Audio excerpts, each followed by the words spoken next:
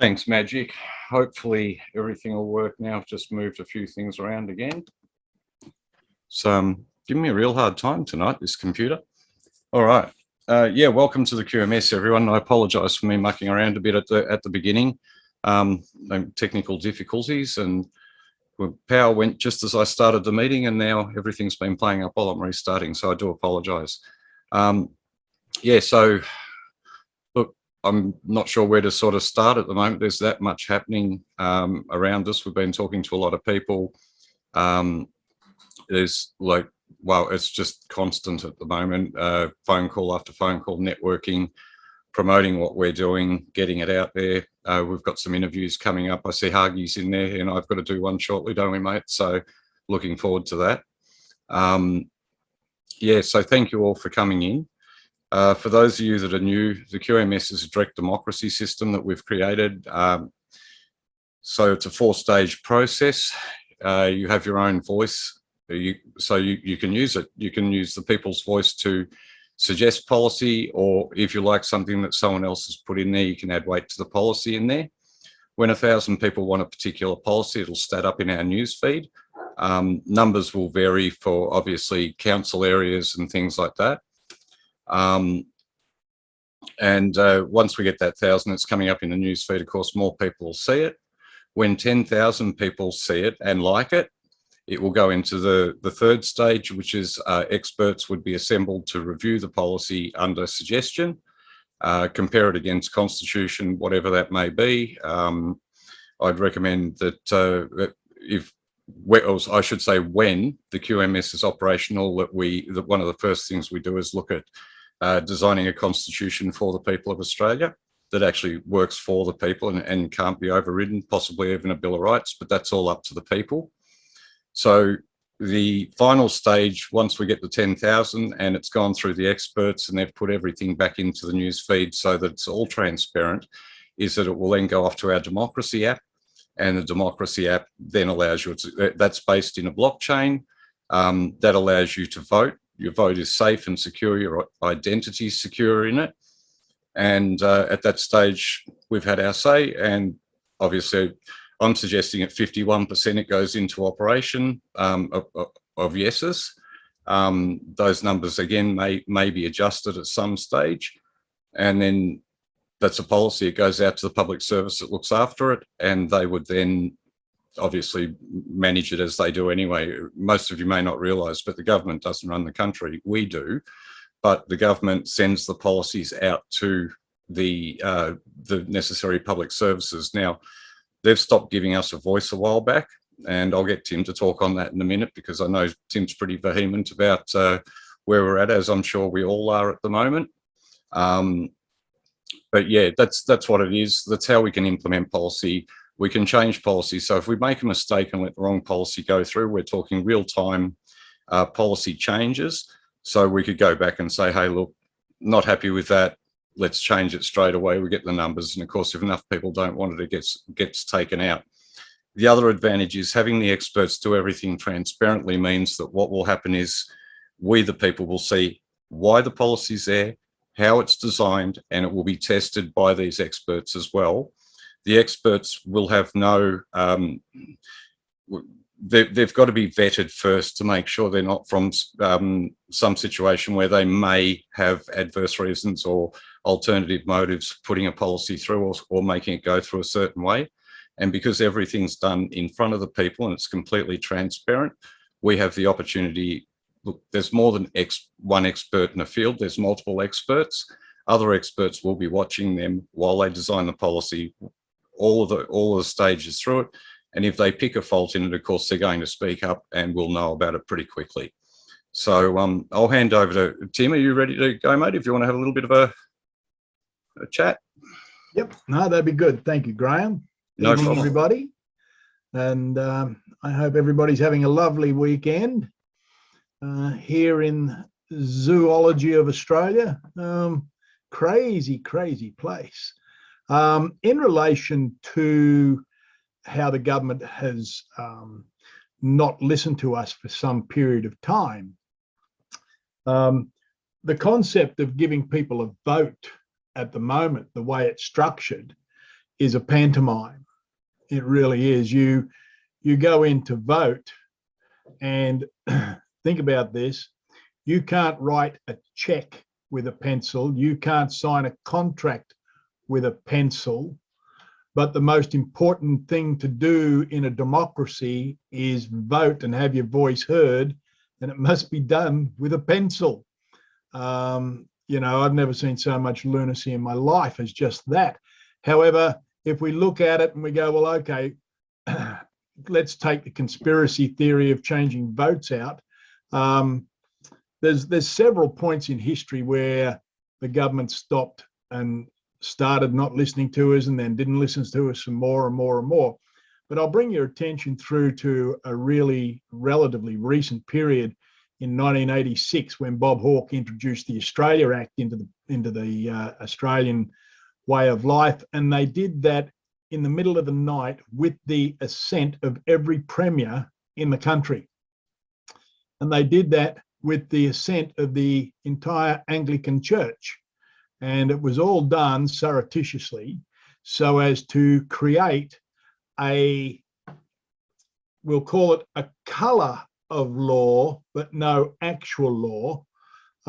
Then because what Hawke did, they changed a few words, and most people didn't pick the difference. It sounded about right. You know, we've got Her Majesty the Queen, Queen Elizabeth II. Then you've got the Queen of Australia. Well, the Queen of Australia is just some watery old piece of paper in Lake Burley Griffin. It's not a real person. You know, it's just what I frame as a watery tart, really. But anyway, so in the concepts of the government not listening to us, the minute they became an incorporated body, and every part of the government became an incorporated body, they all have their ABN, state and federal, every department has a different ABN, then they were working purely only as corporations. And as a corporation, they do not have to listen to their customers. You and I became their customers, not anybody that needed to be listened to. We could complain and we could whinge, but they don't have to listen to us because it's not our company, it was their company. They stole the whole country and put it under an incorporated act.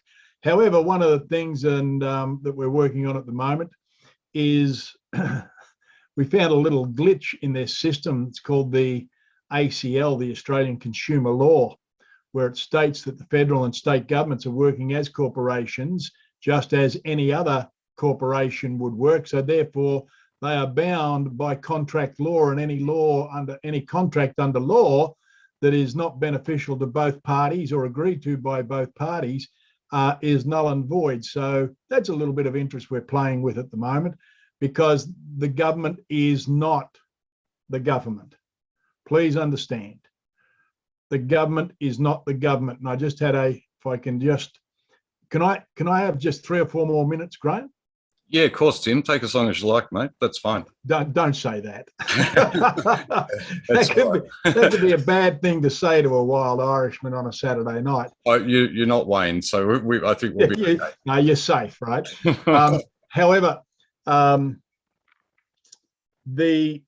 with the Australian consumer law and contract law and all this sort of stuff, what we've found is that nothing that the government is doing today is lawful. We know that. You need pay them no adherence. We know that. And what we're working with at the moment is, and this is the most funniest thing you've ever heard of in your life. Earlier this week, I got a call from a police officer, and it was like, we need your help. Now, I've never had a police officer say to me, we need your help. It's usually cough up and pay the fine. You know, that's the normal process. But anyway, here in South Australia, they've now mandated that the police get vaccinated. And I was at a meeting on Thursday night, and we had a deputy commissioner, 2 police prosecutors. We had several senior sergeants. We had all sorts of people. We had doctors, we had nurses, we had all sorts of people, and everybody's looking for some help. And when you explain to these people that, first of all, you've got to understand in here that what you're looking at is the color of law. It is not actual law. It looks like law. It sounds like law. But when you pull the curtain back, it's a big ball of fluff, right? And so that took a little bit for particularly the prosecutors to get their head around. But we're getting there with them. And at that meeting on Thursday night, there was about 250 people there. And next week, there will be a lot more. And all of a sudden now, here in South Australia, we have approximately between 500 and 600 police about to walk out the door. And in South Australia, that's a heck of a number. The other thing that we've been able to do this week through a friend of mine, there's my friend down in the south of Adelaide. He and I often talk constitutional matters, legal matters, all this sort of stuff. And both of us are absolute freedom freaks. Freedom is everything, right? I don't care. Look, let me please put it to you this way. I would prefer people not to have to participate in this medical experiment that's going on. However, if that's happened, that's happened. That does not mean you don't deserve or shouldn't still fight for freedom. Freedom is the essence that every soul cries for. And I spent some time with Augusta Zimmerman last week from Western Australia, who is possibly the most authoritative person in academia on the Constitution. I would say between Dick Yardley and Wayne Glue, they would have his measure, but they do not carry the credibility that this man does through academia. And so we had a good discussion. So between Augusta Zimmerman, my friend down south of Adelaide, and we were talking freedom. He was at my friend down in south of Adelaide, he was at a full business gospel men's breakfast this morning. There was 160 churches represented. Next week, we have a meeting with 110 of those 160 church leaders to bring their churches into the city on a Wednesday. And we are going to have a full-blown church service in Victoria Square, which is right opposite where all the government offices are. And we are also going to give them some fine renditions of some old, good old hellfire and brimstone gospel songs that'll rattle the windows of these places. Now, when we get 100+ churches coming together, we're starting to hit some numbers. We're starting to hit a chord, better late than never. And so what we got across to them this morning was, and I know this is sounding a little bit religious, but in this country, the Constitution was built on the King James Bible. And so we can't have one without the other in a sense. However, what they were all jumping up and down about was that Romans 13, I think it is, where it says you've got to obey authority. Now, if any of you good folk here have ever been to church as a young person or as an older person, we're always told God's put the people in place to rule over us and you must obey their authority. Have you ever heard that? Yep, give us a wave or a nod, or yep, cool. Okay. Some have, some haven't, doesn't matter. Here's what it boils down to.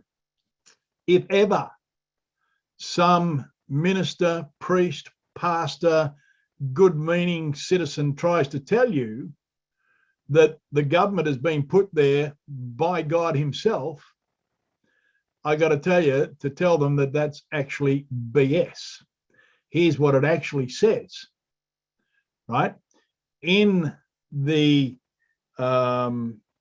concordance and the teaching book that goes with the Bible, you can't just read the Bible. You've got to, it's a bit like the Constitution. You've got to have the annotated version of it, right?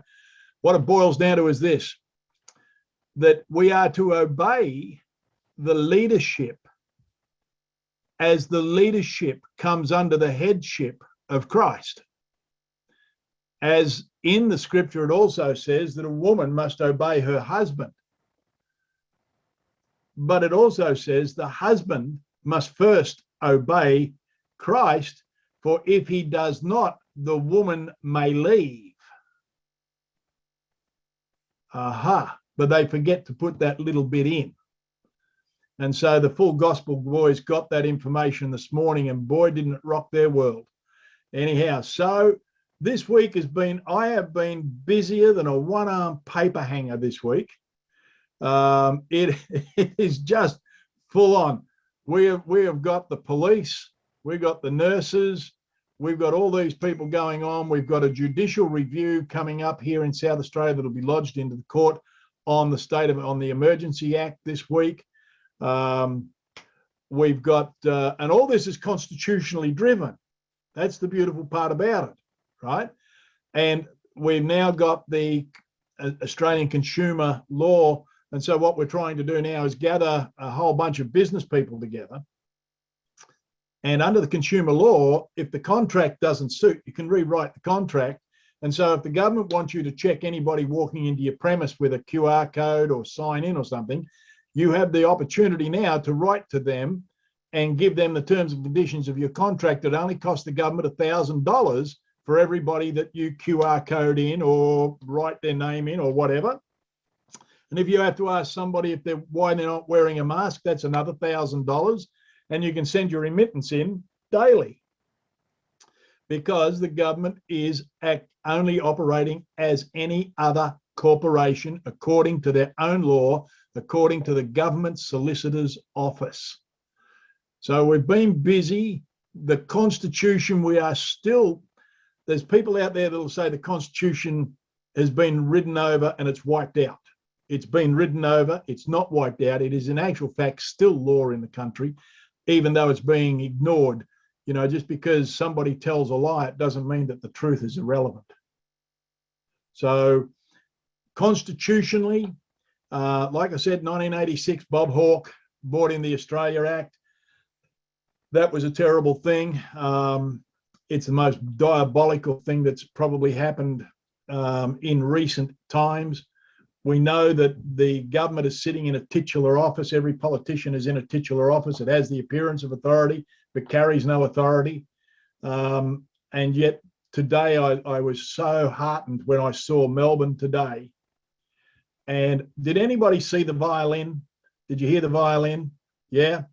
You've got to find the video where this guy played the violin on the steps of Parliament in Melbourne.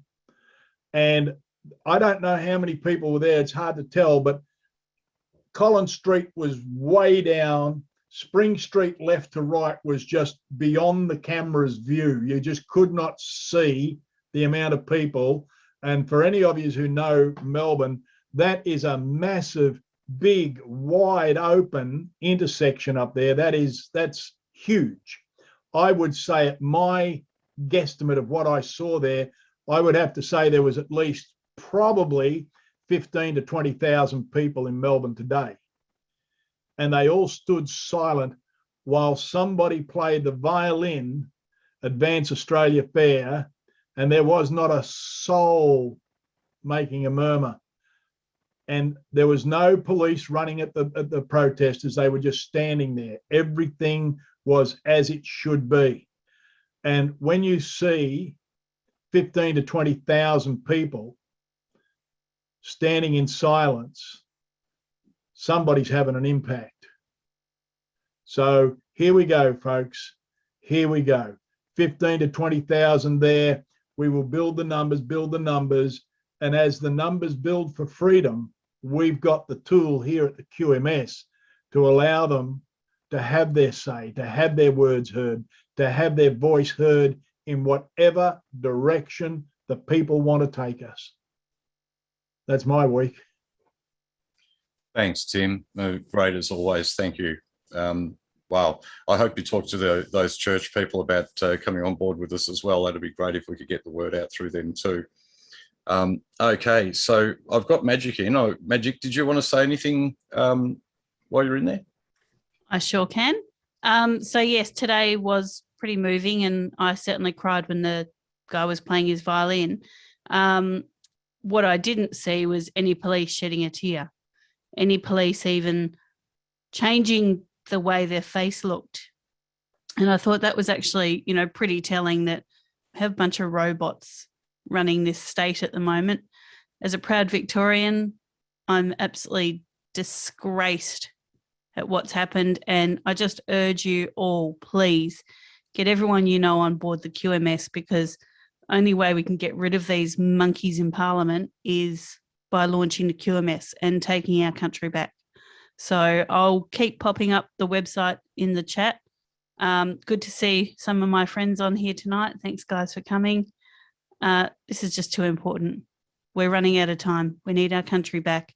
We can't just sit back in our armchairs and wait for someone else to do it. So share the heck out of this website, please. Just get everyone you know on board. The homepage basically says everything about it. So even if you don't know enough about it, just say, look, check it out. Do your own research. And if you're vaxxed, if you're not vaxxed, whatever, you're all welcome. You're all Australians. So let's take our country back. Thanks, guys. Thanks, Magic. Well said, and thank you. And look, yeah, I've been a bit emotional this week myself, more anger than anything. I'm angry at what Dan Andrews is doing, but I'm also feeling a bit let down because we've built this system for the people to use, and you know, we're not getting the uptake on it at the moment that we really need to get. Everybody appears to be waiting for leaders or superheroes or, you know, anyone to come and save them, lawyers, whatever. I can tell you now, they're not going to. We've got to save ourselves. So we use this platform, we unite everyone we can, we get the influencers on board, everyone that we can find. And it doesn't matter whether they're an influencer in our movement or whether they're just a general influencer throughout society in some way. I've been talking to politicians and inviting them to leave politics and come on board. We need the numbers, right? If we want to get a referendum up and running, we need a lot of people on board. I've spent a year building this. I pour a lot of my time into it, and I mean, there's people here that know I put up to 20 hours a day into building this and working on it and promoting it, because this was meant to save my son, and my son's been jabbed now. So I'm sort of feeling a bit that I've failed my son by not having it at the stage I feel it should be at by now. But my point is, we all need to step up and be leaders. It's time now that we create. We don't destroy with our anger. Anger is actually a very useful emotion if it's poured into the right things. It doesn't have to be destructive if you don't make it destructive. If you use it to create, you can still create beautiful things. You can make a difference. And that's where we're at the moment. It's time to stand in your truth, be the best version of yourself, and start creating whatever systems, whatever processes are going to help the masses, not just for you, right? You want to save yourself, yes, but you want to save everyone that you can bring with you. And that's really important too, right? We also, in saving other people, we're saving ourselves too. So I can't build this for my son anymore. I am building it for your kids now, for your grandchildren, for all the children out there that can be saved. So that's what we need to focus on. We need to, I really hope my son's been given the placebo, and I really hope we can find a way to clean these vaccines from people. But at the very least, he's now owned by the corporation, and the kid's 15. He doesn't know what he's doing. He didn't make an informed decision because nobody informed him. I tried, but he wouldn't listen to me. And unfortunately, I found parents and children are the hardest people to get to listen to you. Yeah. So look, let's pump this. Let's get out there. Let's tell everyone about it. Let's show everyone, share it through the groups you're in, share it on the pages you're on, share it on your timeline. I'm not worried about who sees it. I've been in a police station and showed it to them. They're not worried. They actually, it's quite lawful to do what we're doing. We're not suggesting that we're going to hurt anyone, take anything over or bring anything down. What we're suggesting is that we can build a system for the people that's better than the current system. And that's what we're trying to do here. But we need the people to engage. Without the people, we have a platform that we can talk as much as we like about on. And like I sit there and listen to people talk about what they can do. We are not going to get resolution in a law court. We are not going to get it in the parliament. The only way we'll get it is by removing our will from these things and redesigning the systems that do not serve us anymore. So it's we the people time. We have a platform. Let's show everyone. Huggy's got his hand up there, so I'm going to ask him to unmute. G'day, mate. How are you? Yeah, good, mate. Yourself? Yeah, good, mate. Good. That's the way. That's the way. Look, I just want to reiterate what Tim was saying earlier about the Constitution. The Constitution was written in such a way where it actually states it's indissoluble. In other words, the only way it can be removed is by referendum, which is basically, you know, in many ways what you're kind of trying to do, but implement a better system. I know we've had the conversation, but the Constitution has been syntaxed under quantum grammar, so I don't know if you want to look into that. But you know, apart from that, also to reiterate what you were also saying, you know, they're just waiting for the knight in the shining armor to come, you know, and he's not there, he's not coming. And if anyone wants to find out who that hero is, you got to turn around and look in the mirror and realize that it starts with you just by being civil disobedient. And it doesn't mean that you have to be, you know, belligerent and fighting and carrying on. You know, no, it just means that you know what your rights are and that you're not going to allow anyone to cross that line and take those freedoms away from you. If you allow the Crown authorities to come across and influence you, well, then that's your fault, you know, and ignorance of the law is absolutely no defense. So that's what I teach in the community. We're starting to get a few businesses on board now, and quite a few are going to start opening their shops up from this week coming. So good stuff, and things are starting to happen. But until people know what power they actually have and how these laws are written, you know, like they've received new letters, and I said, have a read of it. And they've read it to me. And I said, well, listen to the words. What words are they using? They're using colorful words, descriptive words, not authoritative words. You know, words like it's highly recommended or suggested that you observe the continuance of such, you know, procedure, mask wearing or social distancing. He doesn't say you have to. He doesn't say there's an order. He doesn't say or stipulate anything like that, you know? So, yeah, I just want to, you know, reiterate what you guys have been saying and just let everyone know, find out what your rights are, and yeah, get behind a good system that is looking to do something positive for the nation. Yeah, because it's not like Graham's saying for his kids, because I've had my life. I'm only 50. I'm only a young pup, but you know, as far as I'm concerned, you know, I've had my life.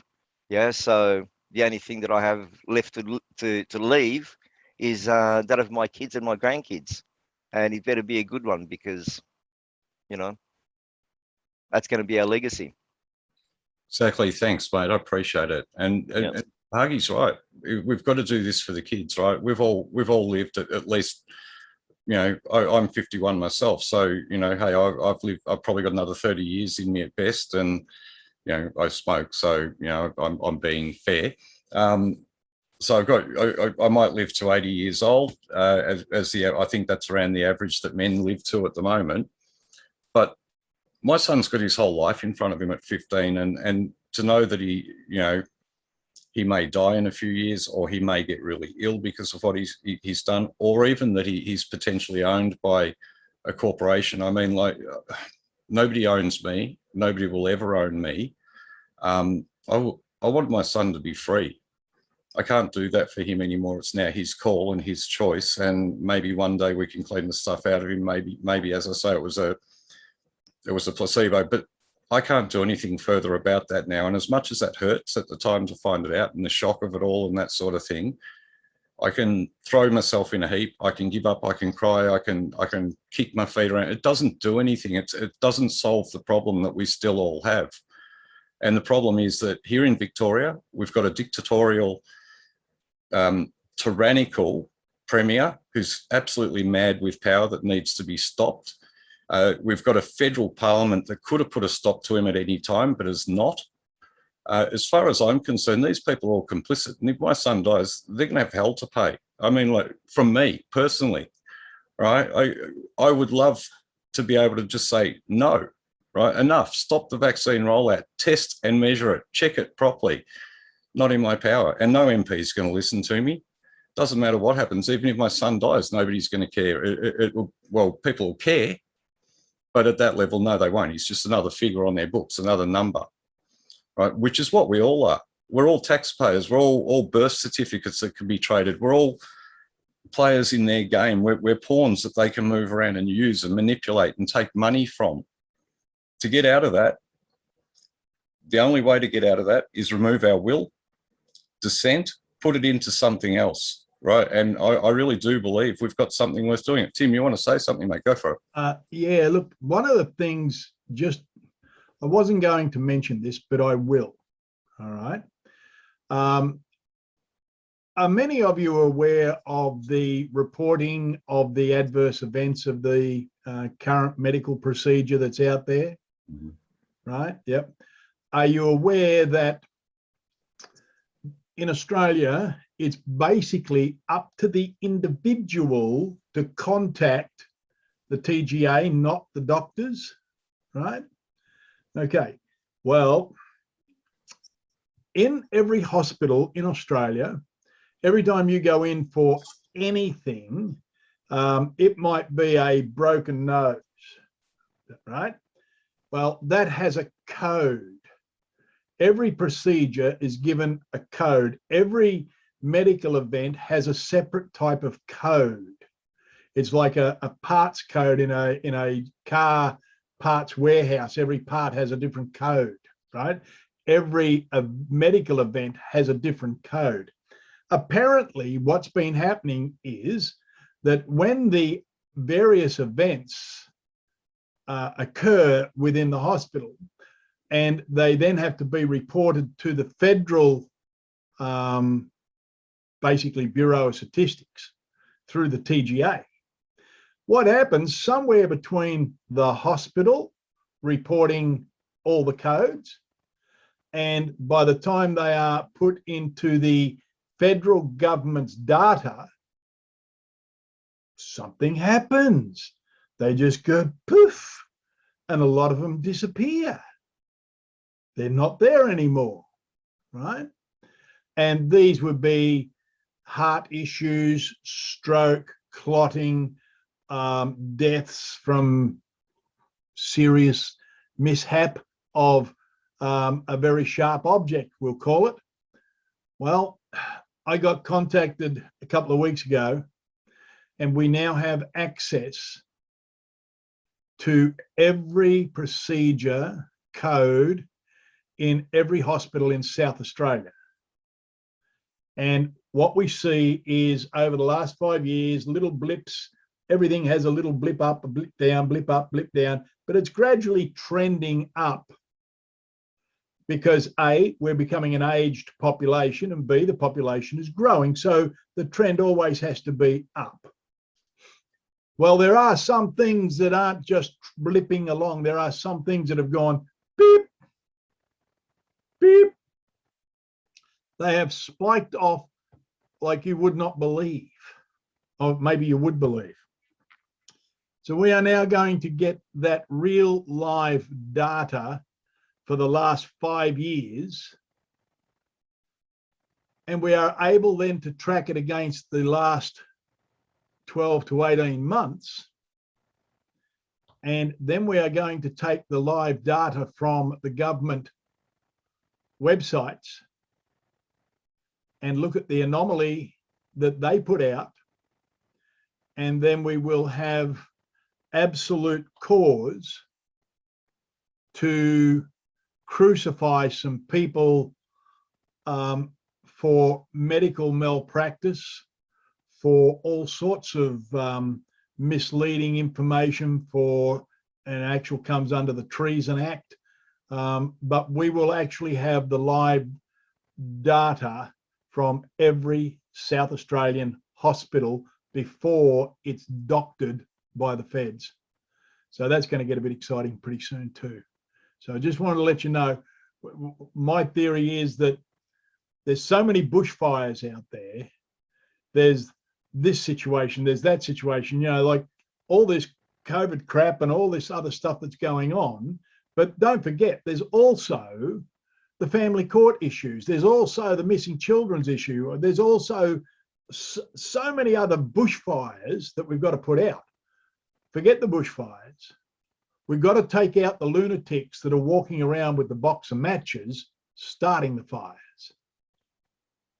And that's what we're trying to do with all this. So we've got about a 3 or 4 pronged approach going to it, but it's exciting to be able to have access to that data, so as that when somebody does have an unfortunate event, and we've all heard the stories and they've all been, and they're getting closer and closer personally, I can tell you, they're not going to be able to hide. They're not going to be able to say, oh no, Bill Smith didn't have that event. That was stress, or that was anxiety, or his heart palpitations. No, that was just an anxiety attack. No, the code said that it was myocarditis. The code said he had a stroke. The code said this, because we will have the codes, not the cover-ups. So hold on tight. We're still in there in the fight, and it's going to be interesting to see. I don't know who's going to plait all the rope, and I don't know who's going to be pulling all the levers, but something's going to happen. It could get exciting, folks. So, but Graham is right. Hagi is right. You are the white knight that everybody needs. It's not just Graham. It's not just Hagi. It's not just me. It's not just Ken. It's not just Penny. It's not just Magic. It's not just any of us. It's every single one of us. Don't sit at home thinking, oh my God, you know, I wish Matt Lawson would come to our place and talk to my friends. No, you talk to your friends. They're your friends, right? You're the one. When you go out down the street, wherever you are, if you can find a politician's office, roll in. They won't be there, but tell the nice lady behind the desk that she's working for an absolute mongrel, and it'd be wise for her to find another job. Put the pressure on the people. If they're not going to allow us to talk to them, be nice, but put the pressure on their people, because that's where it's going to crack for them. Do what you can with what you've got where you are, but do it every day. Every day. Thanks, Graham. Thanks, Tim. And yeah, of course, use the QMS as your platform. We've got, you know, that it's basically, I'm the only one who can see your contact information on there or do anything with it. And I've got no interest in it beyond building numbers in it to get us to a stage of actually having a referendum. We have that referendum, we get 62% of the country, away we go. And I've costed out, it's around about $5 million to have that referendum. And when I can find the money to do it, and I will sooner or later, that's when we're going to have it. And as soon as we have that referendum and roll it out, then the people will decide. And that's what this tool's for. It's to let the people decide their own fate in everything. No more being told what to do. And we all need to be leaders. In order to succeed with something like this, we just need to lead, you know, lead at what we do best. You know, Matt, he's been doing things for years and talking out about, you know, what goes on there in the health industry and poison blood and obviously now as well in the last couple of years. Penny does health, Magic does health. They're all leaders in their own fields. You know, Huggy's doing his podcast. Tim does a lot of different things. But as a public speaker, you know, he's doing his bit. And that's what I mean. We all need to get out there and do what we do best and all pull in the same direction. And if we do that together and unify under one platform, then we can actually make a difference. And that's what's important, is to make a difference. Remember, I'll die for any one of you. I will go down dying if that's what I have to do to protect the country, to protect the children, and to get this system out there. That doesn't worry me, right? What worries me is living in what this world is becoming. And I don't want to do that, right? So I wouldn't top myself, but by the same token, if we don't see some real change soon, and I don't believe we're going to get any remedy from anywhere but what we're doing here, I really don't. And that's not because we've built this. I'm not trying to say that's the reason I see it as the best. I just don't see a system that's going to work better at this point in time. If I found one, I'd happily step aside. But in the meantime, we've got this, we can develop this, we can all be part of it, and we can do what we're here to do. I see, Pen, you wanted to say something? I saw your hand up, so go for it. It's okay. Totally agree. Graham and I had a conversation on the phone. We talk every day, probably sometimes 4 times a day. And we both were like just feeling a little bit frustrated this week because we come on here every week. I do a support group on Wednesdays. Matt sometimes joins me. You know, we're putting a lot of effort in. I am busy and my phone does not stop ringing. Graham's is the same. We want all yours to be the same. We got to get our friends on board, our family, just talk about this to everybody. We should have 3,000 people on here tonight. You know, like I don't understand why we can't get more people on here. This is an amazing system. We just need the numbers. So how are we going to get the numbers? I mean, things are getting desperate. They're coming for the kids. Here in Port Macquarie, Michael O'Neill went live the other day. There was a mum went into the hospital. She had a 2.5-month-old. She had a sniffle and a fever. They raced her straight into ICU. They took the baby off her. They called the Child Protective Services immediately to put them into foster care. 2.5-month-old baby. They would not give the child to the grandmother or the father because they're not double jabbed. So do you see where this is going? It's getting serious now, guys. We really need you to step up because we need to start, something has to change. And this is our opportunity for change. So please bring more people in to listen to us. Join as a member on the website. Let's get the numbers growing. We really do need to get to work. So, I mean, with Tim talking about the myocarditis, I heard Craig Kelly talking in Parliament, I think it was yesterday, and, you know, he was talking about numbers in the UK. I read some statistics today, so there was 347 deaths of 15 to 9-year-old boys, just general deaths, you know, they won't say how. And then that was in 2020. In 2021, there's 450 deaths of the same age group of young males. And since the vaccine, I think we've got the first 16 weeks of the vaccine, it went up to 220.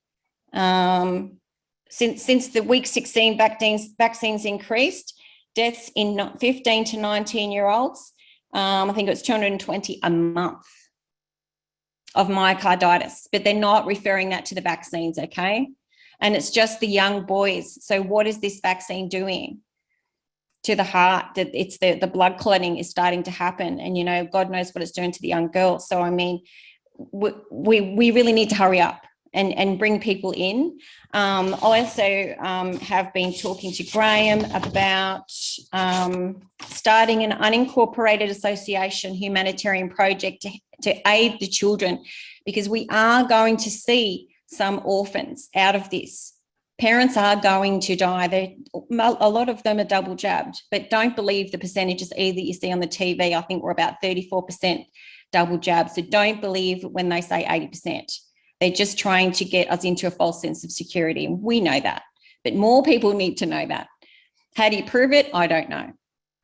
So, you know, I'm looking for people to come and help me do this humanitarian project. It's also on Graham's heart. He's looking at going out and doing an off the grid thing and you know, helping children eventually. But we need our army. We need our people to step forwards and go, I'll put my hand up for that. I will help you with that. Because I can't do it on my own. So what I'm looking at doing is talking to Mike Holt or someone. If anyone here has an idea of how I can finance this without using a bank, please let me know. I saw Harrison's dropped in here. I don't know about crypto, how safe it is, how I can do this, fundraise using that. I've got no idea. That's not my specialty. But there must be another way. I think Mike Holt has some ideas using common law. So if anyone has ideas like that, step forwards. Let's work on it together. Let's have a meeting. Let's have a meeting in health. Let's have a meeting in education. Let's see what we can come up with together, but we've got to start meeting. Magic tried to set up a meeting in the health group in QMS. No one showed up. I actually could not make it that day, but anyway, I've tried to do it before too. No one showed up. So we really do need to start showing up. Please.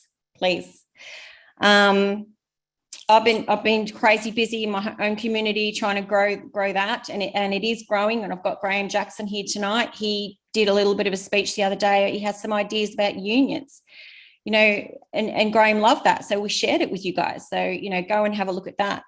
And talking about freedom, I just wanted to speak with someone here tonight I've invited on. It's Jerry, I think your short name. And so he was there today. He did hear the violin. He did speak. He did an amazing speech.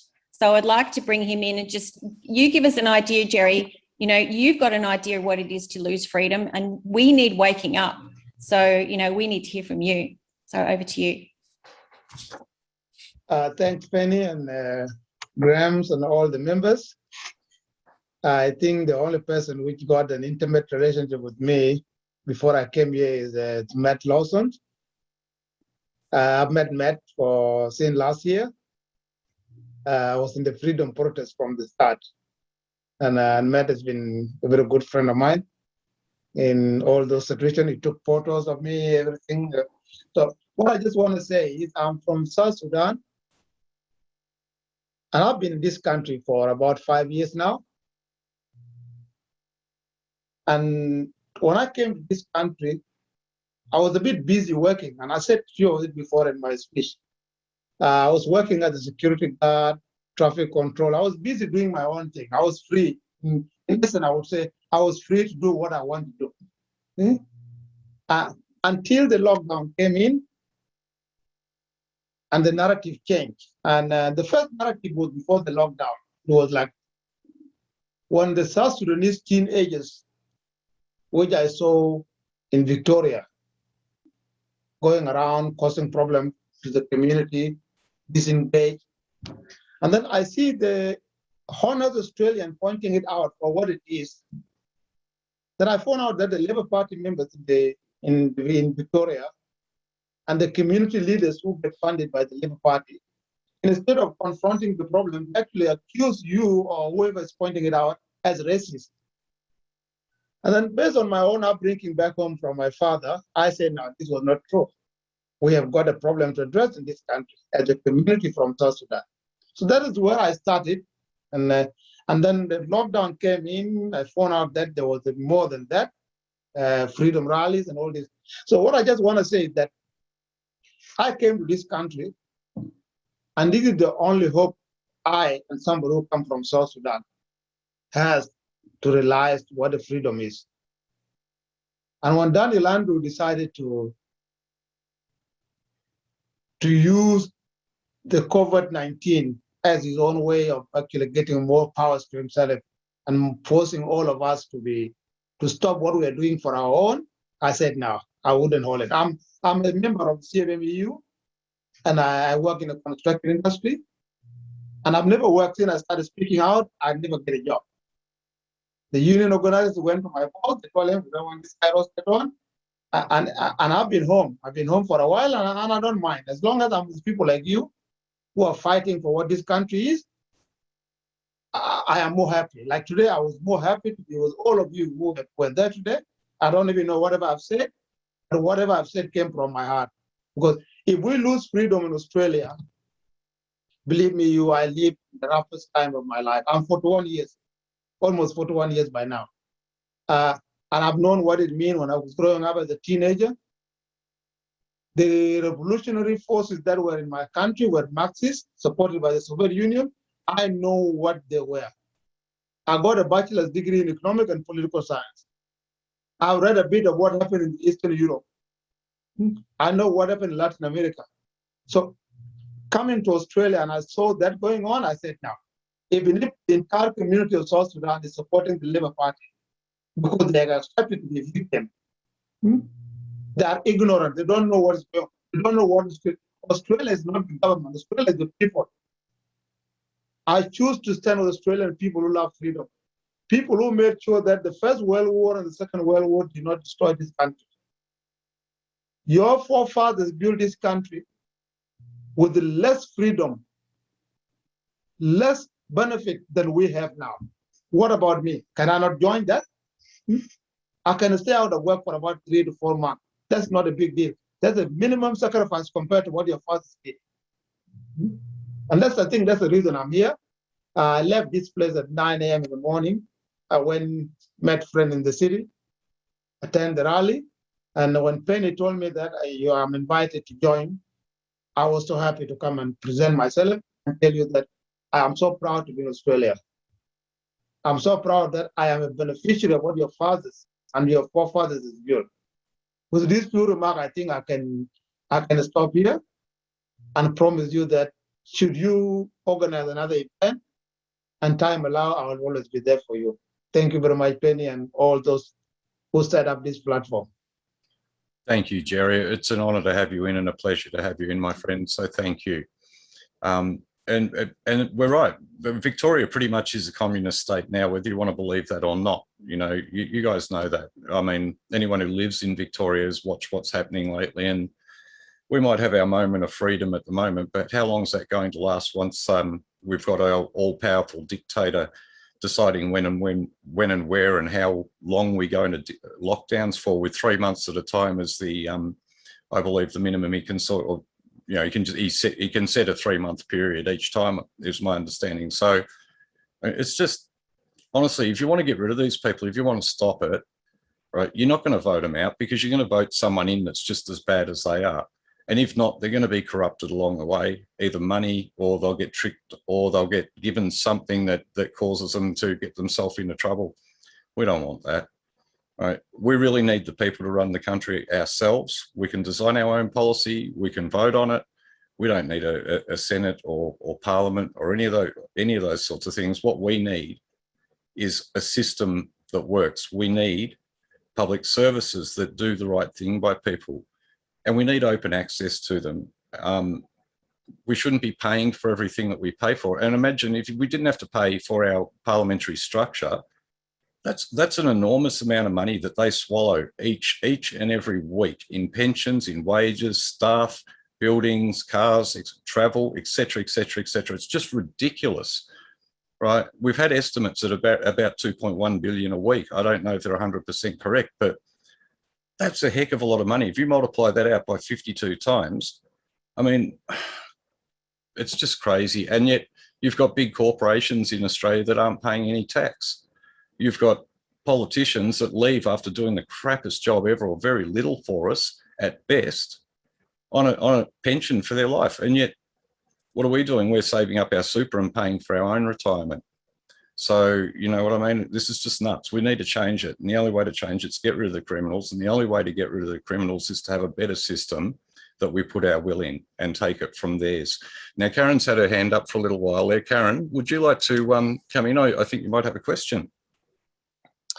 Oh, yes. Hi. Nice to join the meeting. Can you see me okay? Yeah, I think you've got a photo up at the moment, but we can... Oh, good. Yeah, I'm not in good light, so I won't change it over. That's me. I'm from Corryong in Victoria. Now, I guess I have two questions. And the first one is, I filled in a form today, understanding that you made some contact with and wanting people to make decisions about Australian law. Do you want to speak to that Yes. at some stage? Sure. And yeah, that'll be my first question, and then I'll come back to the second one. All Shall right. I hand it back to you?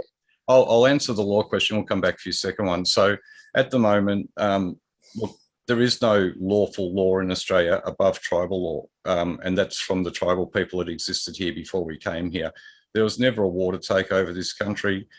They were genocided. Horrible things were done along the way. We are in discussions with elders and people from original nations and tribal nations, slowly bringing, and there's a lot of them, and we've only spoken to a few so far.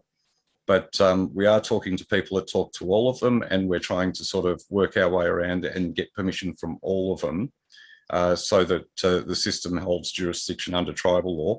Whatever law system is developed within the QMS would become our system of law. And that could be something like, it may be tribal law, it may be natural law, it may be common law, it may be a completely new system that none of us know about.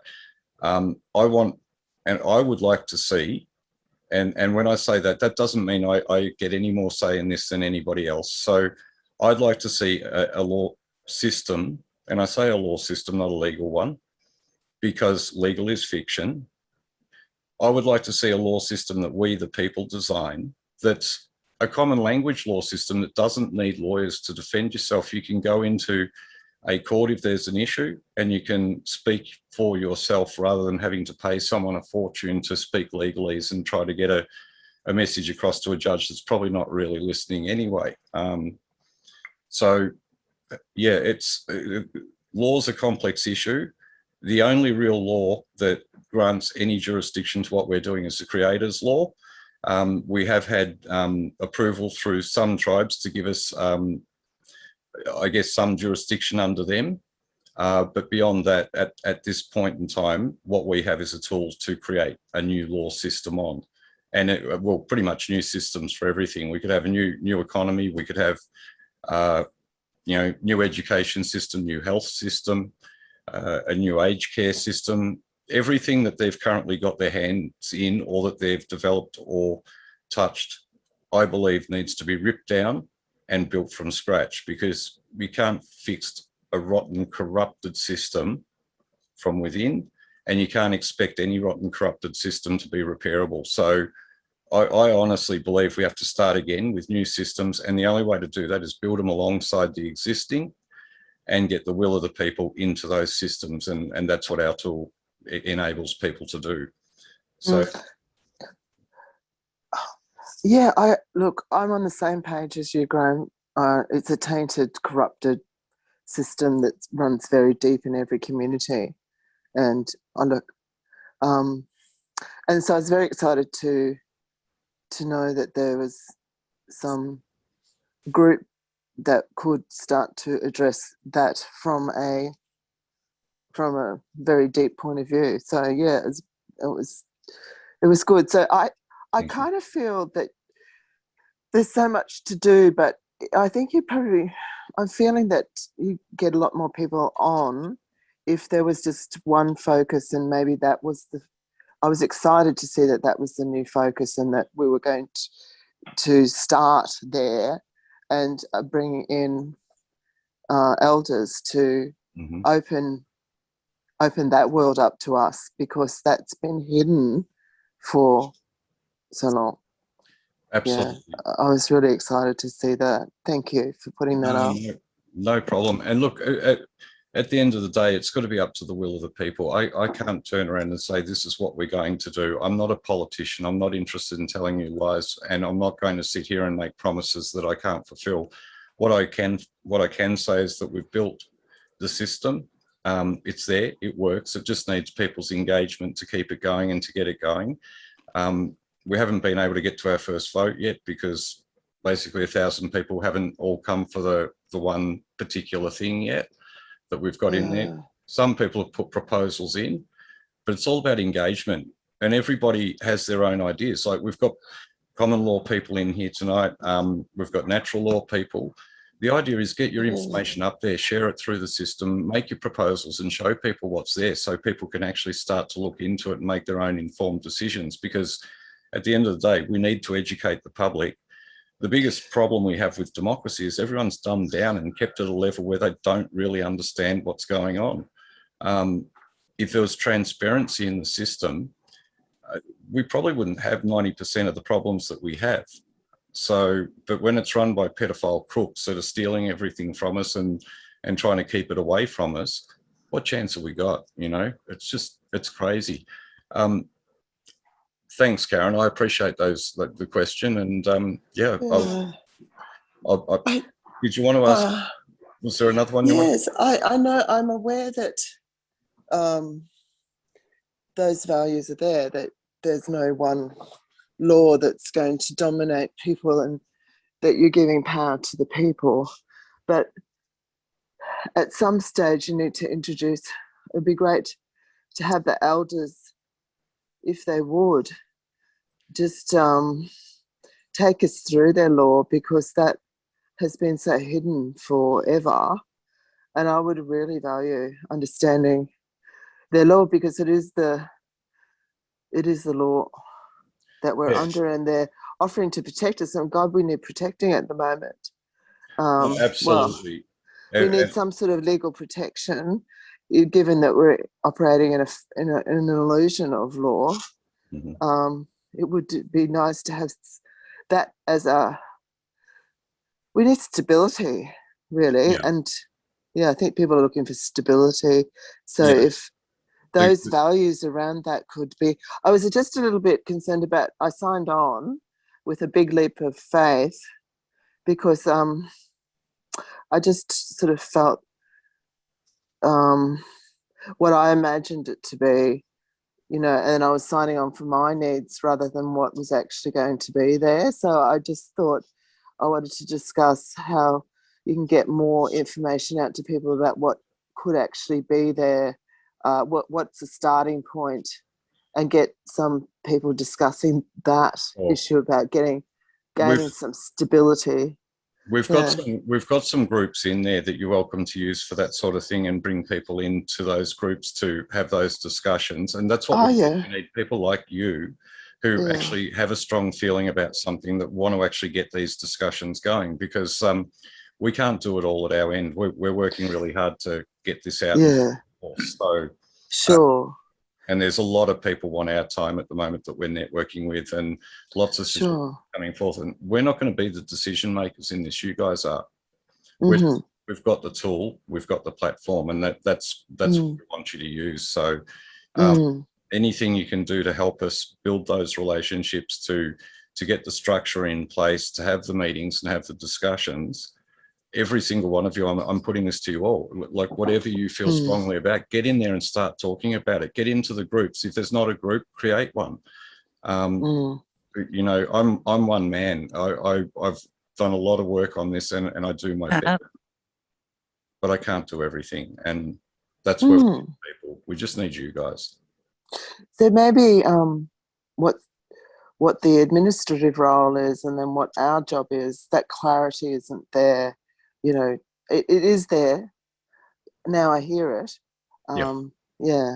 Thanks. No, thanks, Karen. I appreciate the questions, and thank you. And please get involved. That's what I'm saying to everyone. Let's get stuck in. So I'm going to bring Matt in next, if you don't mind. Sorry, I just need to keep moving because we'll have a few more questions, I imagine. But yeah, Matt, come in, mate. Go for it. Thanks, Graham. Thanks, everyone. I was just going to address something Karen brought up just then as well, because I think that was a really good question that she was putting out there. And I think the one thing that we need to realise as Australians, all of us, is that our Indigenous elders, our tribal people, our First Nations people of Australia, they have put out a call out. They've put a call out to all Australians to say, let's come together. This is a very important time in the history of the world, not just Australia, but of the world. They have things coming to them through their dream time, and they have this spiritual feeling that this is a moment where we all need to unite. Now, one of the biggest issues in Australia is that our First Nations people have been burnt so many times. They've had so many different groups and so many different organizations reach out to them and take them down a bad path, take them down the wrong course. And the trust has been broken in a lot of ways. So what we're trying to do right now as a group here at QMS and I'm trying to do it personally, is to mend those bridges. And I'm in meetings left, right, and centre with a lot of our Indigenous elders and our First Nations people. I'll be having a lot of them on my different live platforms that I do. So we get to hear their stories. That's what it's really about, Karen. And I hear what you're saying. And this is happening in the background. And it definitely can be, I guess, put onto the platform in a much better way so that everyone knows that there is more happening in the background in regards to the laws and tribal laws and everything else. So I definitely hear what you're saying, and it is being addressed, but maybe it just needs to be a little bit clearer as well. Also, I just wanted to address Jerry, who's on here tonight. Jerry, you're an amazing human being. I've met Jerry over the last year. I see him at every freedom protest. And when I say every freedom protest, he goes to the little ones, he goes to the big ones. He's not there for himself. He's here and there for all Australians. And when you're speaking to him, he's such a humble man. You know, a man from Sudan, coming from a war-torn country that has gone through their own uprising and their own hardship, and to come here to Australia for freedoms and to see what's going on, it's amazing to hear his perspective, and he's so well spoken. So Jerry, thanks for jumping on tonight as well. I think what you'll find here in Australia is people write down, and I saw in the chat people talking about us being the lucky country. I actually think that we've been given these wordings because that's made us into the lazy country, because people actually are sitting on their laurels and thinking, she'll be right, everything's going to be fine, we'll watch a little bit of freedoms get stripped away, it'll come back. You know what? At no time in history anywhere in the world when something like this has happened, whether it be a war, famine, whatever it is, when these freedoms get taken away, you don't get them back. You learn to adjust and live in a different way, but you don't live in the way that you were living before. Now, what's actually happening right now worldwide, they call it the Great Reset, but we all know it's the Great Awakening. Right now, more people than ever before are waking up to what's happening around the world on a grand scale. Now, here in Australia, we have an opportunity right now because I don't know if you're aware, but I feel like there's more people even right now waking up than ever before. The movement started with some, you know, I think I mentioned this last week, you get one or two people that stand up, and it's not the first people that stand up that are the ones that start the movement. They look like the crazy ones. It's the second, the third, the fourth person that stands up with that person that starts the movement. And that's what you guys are doing as part of QMS right now. Graham came out and said, here's something that's an idea, and maybe he looked like a bit of a nutbag. What are you talking about? Referendums, giving the power to the people. How are we going to do that? Penny jumps on board. Magic jumps on board. All these second, third, fourth people, they're the courageous ones because they're saying, I'll follow you, Graham, the crazy sounding one, and we'll make this work. So you guys are courageous, and thank you very much, Penny and Magic and all the rest of you, Tim, the ones who are standing in there. I just want to give you guys a really basic explanation of what I see QMS as. And this is the way I would sort of talk about it to my kids or to someone young, because I like to break it down like a primary school teacher. I studied to be a primary school teacher, but I never did it. I dropped out. But what I like to say is something like QMS. We, the people, have always had the power, but the governments have taught us to forget this. We've forgotten we've had the power, and we've given all our powers away. And what we're living in as freedom is a given freedom, and not a freedom of ourself and our own integrity and bodily integrity and sovereignty. We are truly free inside ourselves all the time. The only one who controls your body and your mind is yourself, but we give that away. The QMS is giving us a unique opportunity to go back to a system, a referendum-based system that gives the power back to the people. And that's what our Constitution was all about originally, was the power being with the people. Now, I can simplify it as much as possible. If you look down to when the QMS gets put together, and as it's going now, there'll be terms of reference. So instead of policies, terms of reference, because policies are done by politicians to police the people. Terms of references, reference points put in place for people to use to live life in their best possible way, okay? So once we get a terms of reference put in place, the people who want change put together their thought processes into this system. If you get enough people with the same thought process of change, it goes out to a referendum. then the people make the choice. And again, a referendum works. So if over 50% say that's the way we wanted to do it, we put it into place as a term of reference and people live by it, right? But if that term doesn't work right, all it takes is for some people to put it back in for another referendum. And if it gets voted in a different direction, you change the way you do things. So it's a really simplistic system, but the power is back with the people. This is the way things should have always been. It doesn't mean you wipe out everyone, because the people who are running the country right now, truly in Australia and Victoria, our public servants are actually doing amazing jobs, but they're being run by a tyrannical government, which is doing as Graham said, we're basically living under a communist regime. We're not really living right now. We are doing what we're told like bad little children. With the QMS type system and giving the power back to the people, we work with each other, we work for each other. Now, someone like Huggy here, these people that understand our true common law, they are going to be amazing within a common law system like the QMS, because what suddenly happens there is, instead of having a corrupt judge making decisions, the people, you go into a court where there's jurors of your peers and the decisions are made in the right way. We do things in a different way, and it's a fair and it's a just system, because at the moment there's no fairness in our system. And what's happening right now is a fear-based system, and that doesn't work for anyone. We want to come from a heart space. We want a world, and it sounds like a fairy tale, but a love-based system makes a big difference as well. And that comes from the people, because if the people are making the decisions, it's going to be coming from their heart. Sure, you come up with ideas from your mind, 100%, and there'll be great minds in the background helping and thinking through this. But truly, it could be anyone. I can see Marina on here. I can see Graham, Jackson. Any of you guys can put forwards an idea. And if that idea hits the people and it resonates in their heart or in their mind, 10,000 people jump on, it goes into the referendum system, and that can come into fruition. If you look at the parties like the GAP party, so I think GAP's a great party out there, UAP, I don't truly trust any politicians, but within this system, they can put a policy into place, throw it out for a referendum, and that way everyone gets their say heard. But we do it in a way that works for the people. And that's what I want to bring it back to. Again, I just want to throw out a huge thanks to Jerry for jumping on tonight. I love Huggy. I love you, man, everything you do. All the other guys out there that are doing stuff. Today, I was in Melbourne at the rally. I've been going through probably about 2 months of the worst anxiety I've had for a long time in my life. But this is the time we need to stand up. And no matter what's going on in your life, we have to stand for ourselves. It's not about, we do stand for our children, we stand for our grandchildren, we stand for everyone around us, but truly look inside yourself right now, because we've had everything stripped away in our life. We've gone through a lot of hardship, but truly, if you think about the world as a whole, even this hardship isn't the worst thing you can possibly go through in your life right now.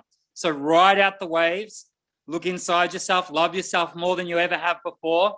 When you are truly loving yourself in the right way, you will change everyone around you, and that ripple effect will change the world.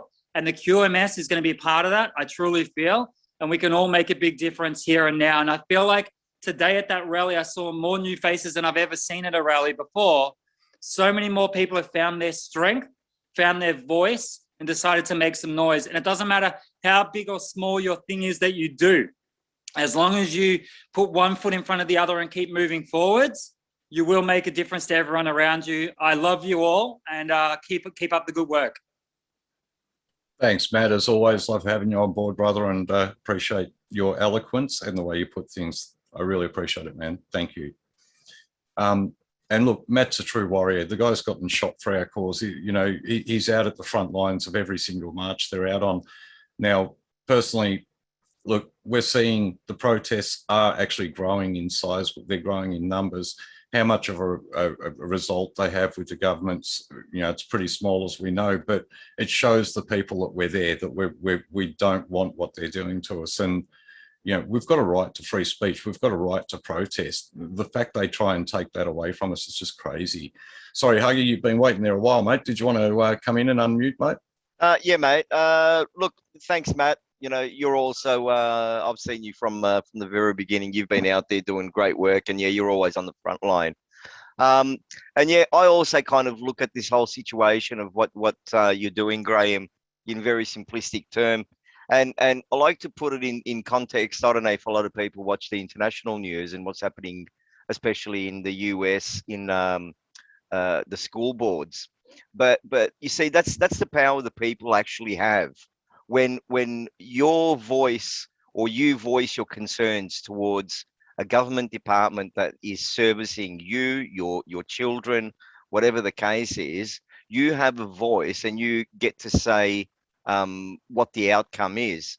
So at the moment, how many laws are created by politicians in rooms that have no real life experience in what it is they're making decisions on? So what we're basically doing is saying, no, as far as this goes, this is what I think we should look at doing. If it's got enough legs, we'll put it forward for a vote and let Australia decide, not the politicians, not the guys in suits who, haven't, had a real job in their life and, come out of God knows what university or some, private school and jump straight into some office job, and haven't got a real aspect of what life is and what doing a tough is, so all it is, it's given the power back to the people. And like I said, I like to put everything in very simple terms, and when you think back in, the old Western days, it's the people that had the power. Even the people had the power to turn around and get a marshal or a sheriff thrown before a judge if they're doing the wrong thing, because we have the power. And through the right laws, and it's always the law of the land. Law always comes from the Bible, and if you follow the Bible and you do everything that's right, you've got nothing to answer. But it is the people, and we do have to unite and support one another and do our little bit. So whatever that is, find your little niche, find what your passion is, and just keep following it down that road. And yeah, exactly, it's one foot in front of the other. I used to do gardening, and on hot days, you didn't want to do much mowing, so rather than looking at the whole garden that you had to do, I just kept my head down and just one foot in front of the other. And I just had to go one more foot, one more foot, one more foot. Okay. And that's all it is, guys. That's all it is. Thanks, Graham. Cheers, Harry. Again, appreciate it, mate. Thank you. Yeah, but look, as everyone's saying, it's all up to us. All of us, not just me, not just Penny, not Matt, not Huggy, not Tim, right? We're here and we want to see change, and we're bringing about, we're promoting what we're doing to try to bring about that change. But without everybody on board, without proper unity, we're not going to get very far at all. And that's what we really need now. We need everyone to go out, invite their 5 friends, talk to their 5 friends, show them what we're building, get them to go and invite 5 friends. Do you know, if we actually got everyone to do that and we were successful, each one of you got 5 people on board, who got 5 people on board, who got 5 people on board, we're 10 days away from taking our country back. And that the referendum could be held in the system if we got enough people to actually join. Alternatively, if we can raise some funds at some point in the near future, and as I mentioned, I am in discussion with many different groups at the moment, including business groups, to try to get that funding. I really don't want to ask it from you guys, because I know everyone's doing it tough out there. We all are, and it's not who I am. I'm not about money. I'm about building a tool, and I'm about being free. I've lived free all my life. I've mentioned before, I don't vote. I don't pay their fines or taxes. I've been to court. I've been in trouble for it, and I've been lucky. And I didn't know what to say at the time, but somehow I managed to say the right thing. And here I am still. So you don't go to jail for not paying fines and taxes. You don't go to jail for not voting. Take your will away from what doesn't serve you, right? Put it into something that does. And the way to make the QMS serve you is to get involved and create it the way you create the systems and processes that you want, the way you want them to be, right? So that's what I'm asking of everyone is put your ideas in, start to share your ideas. The best ones are going to float to the top. They always do, right? And they're the ones that'll get up there. It may not be your idea, but your idea may be enough to get somebody else thinking and putting in a better idea, because at the end of the day, it doesn't really matter where the ideas come from. What matters is that we get out of the crap that we're in, get out from under the boot, and we create our own system, and we have our own processes that actually serve us, right? Because that's what any form of governance should do. It should serve the people. It shouldn't control them. And there's a very big difference. You can be a master or a slave in this. I choose to be a master, and I hope all of you do too. Matt, did you want to, I see you got your hand up, bud. Go for it. Yeah, I was just going to mention as well, just for anyone who's on here that might be interested, this week on Thursday, Thanos is getting a group of people back onto his live. He did a live last week with quite a big group of, he used the word influencers. I just call them freedom people. So this Thursday we'll be on there and promoting QMS as well. So if you've got any friends that you might have around that want to have a listen, we'll get onto the live on Thursday night this week. So I'm going to try and get Graham on. If I can't, it'll be just myself. But anyone you know that might be interested in it, get them on that night. And just remember as well, so I had a few discussions with people this week. People talk about influencers or whatever they want to call it in the movement. Every single one of you is an influencer. Every single one of you is in the freedom movement to influence those around you. So the most simple thing you can do is have discussions in your street, have your discussions in the supermarket, have your discussion over the back fence. I'm printing off flyers at the moment again, just to talk about what's going on generally in Victoria, because these people that have had, we've got to remember this isn't about the jabbed or the unjabbed anymore, because they've got whatever numbers they want. None of that stuff matters. We're all Australians and we all want freedom. Freedom is something that Australians want. A lot of people went and got the jab for freedom. They may have been like sucked into it. They may have been coerced into it, but they got it for freedom. Freedom's the commonality we all have. And we need to start having the discussion so that people can think, well, what happens if I miss a booster? What happens if I miss the next booster? What happens if I miss the third one? The plans that Dan Andrews is putting in place right now affect everyone. If you miss a booster or you go outside without a mask, you're no different to everyone else who hasn't had a jab or doesn't wear a mask. So we're trying to find common ground. And one thing I would love everyone who's on this meeting tonight to do is, during your discussions this week, find common ground with everyone around you. Find common ground. So do people dislike lockdowns? Do people dislike the government? Do people not trust the government? Once you find common ground, the discussion flows. If you go in with all guns blazing saying, I hate Dan Andrews, or the jabs are the wrong thing, or you won't get anywhere. If we can start finding some common ground, and the common ground generally is going to be that we all want our freedom back, even the ones who think they've got freedoms back, just discuss with them, is it true freedom? Because you're still having to wear a mask, you still can't go here, you're having to show a pass everywhere you go. That's not true freedom. Think back to 2019 when you thought you were truly free. Even back then when you weren't doing all those things, you still didn't have true freedom because you were having to pay fines, you were having to go to courts.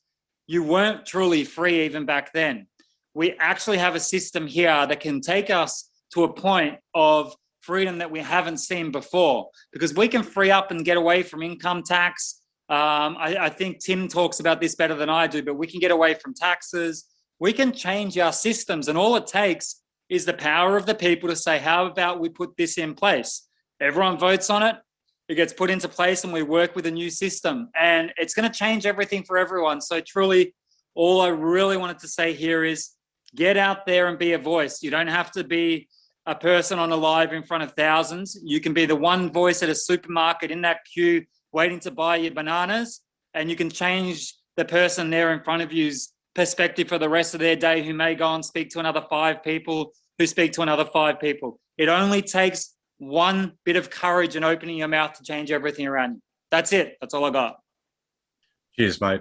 And look, freedom's a choice. I choose to be free. I don't follow their mandates or their bullshit rules, to be quite honest. I mean, I don't do any harm. I don't take from others. And if I cause damage, I rectify it. That's how I live, right? Doesn't mean I'm not going to run afoul of one of their 9 million pieces of legislature, because I probably will at some point. But I mean, that's not how I choose to live. I choose to live in a world that's free, and it doesn't feel very free these days, but I still go where I want. I actually like lockdowns because there's no traffic on the road and there's stuff or people at the shops when I go there. I can walk around and I can clear a queue. If I've got 20 people at a queue in front of me, I can cough, and you want to see them all head back into the shop to find something else. You know, so I don't mind what they've done in many regards, except I see how much fear it's creating, how they're taking all our freedoms, and that the new world order is being introduced here. When they do the financial reset and we all lose everything but have to be happy afterwards, I mean, you'd have to be on some serious drugs to be happy after losing everything you've worked for. So I'm not quite sure what they're going to do. But anyway, look, I sort of see a few flaws in their plan. And I think at the end of the day, we, the people, will succeed no matter what. But if we're going to do it, let's not set ourselves up to fall back into this trap again. We need to stay free. And if we're going to do that, we need to do away with all forms of tyranny. And be that, well, socialism turns into communism, and apparently so does democracy these days, or at least the Westminster system version does. So I've coined the term a quantumocracy, but the QMS is really actually a direct democracy. So I'd prefer to call it a quantumocracy myself, or create a new name for it. I mean, surely there's some people out there with better ideas than that that could bring them forth. But at the end of the day, we're pretty much seeing the death of Western democracy. And that is a really sad thing to say for people who've believed all their life in democracy. When I saw the two-party system as a 15-year-old, I knew that was rubbish. When I used to hear about the politicians hurting children or women or each other and things going on in Parliament that were pretty untoward, I used to think, why the hell would anyone tolerate or put up with that? And my parents used to tell me, oh, they're different to us. You know, but they're fine. They get away with that sort of thing. Why? Right? Why should they be able to break the law indiscriminately? Why should they get away with anything that we can't do?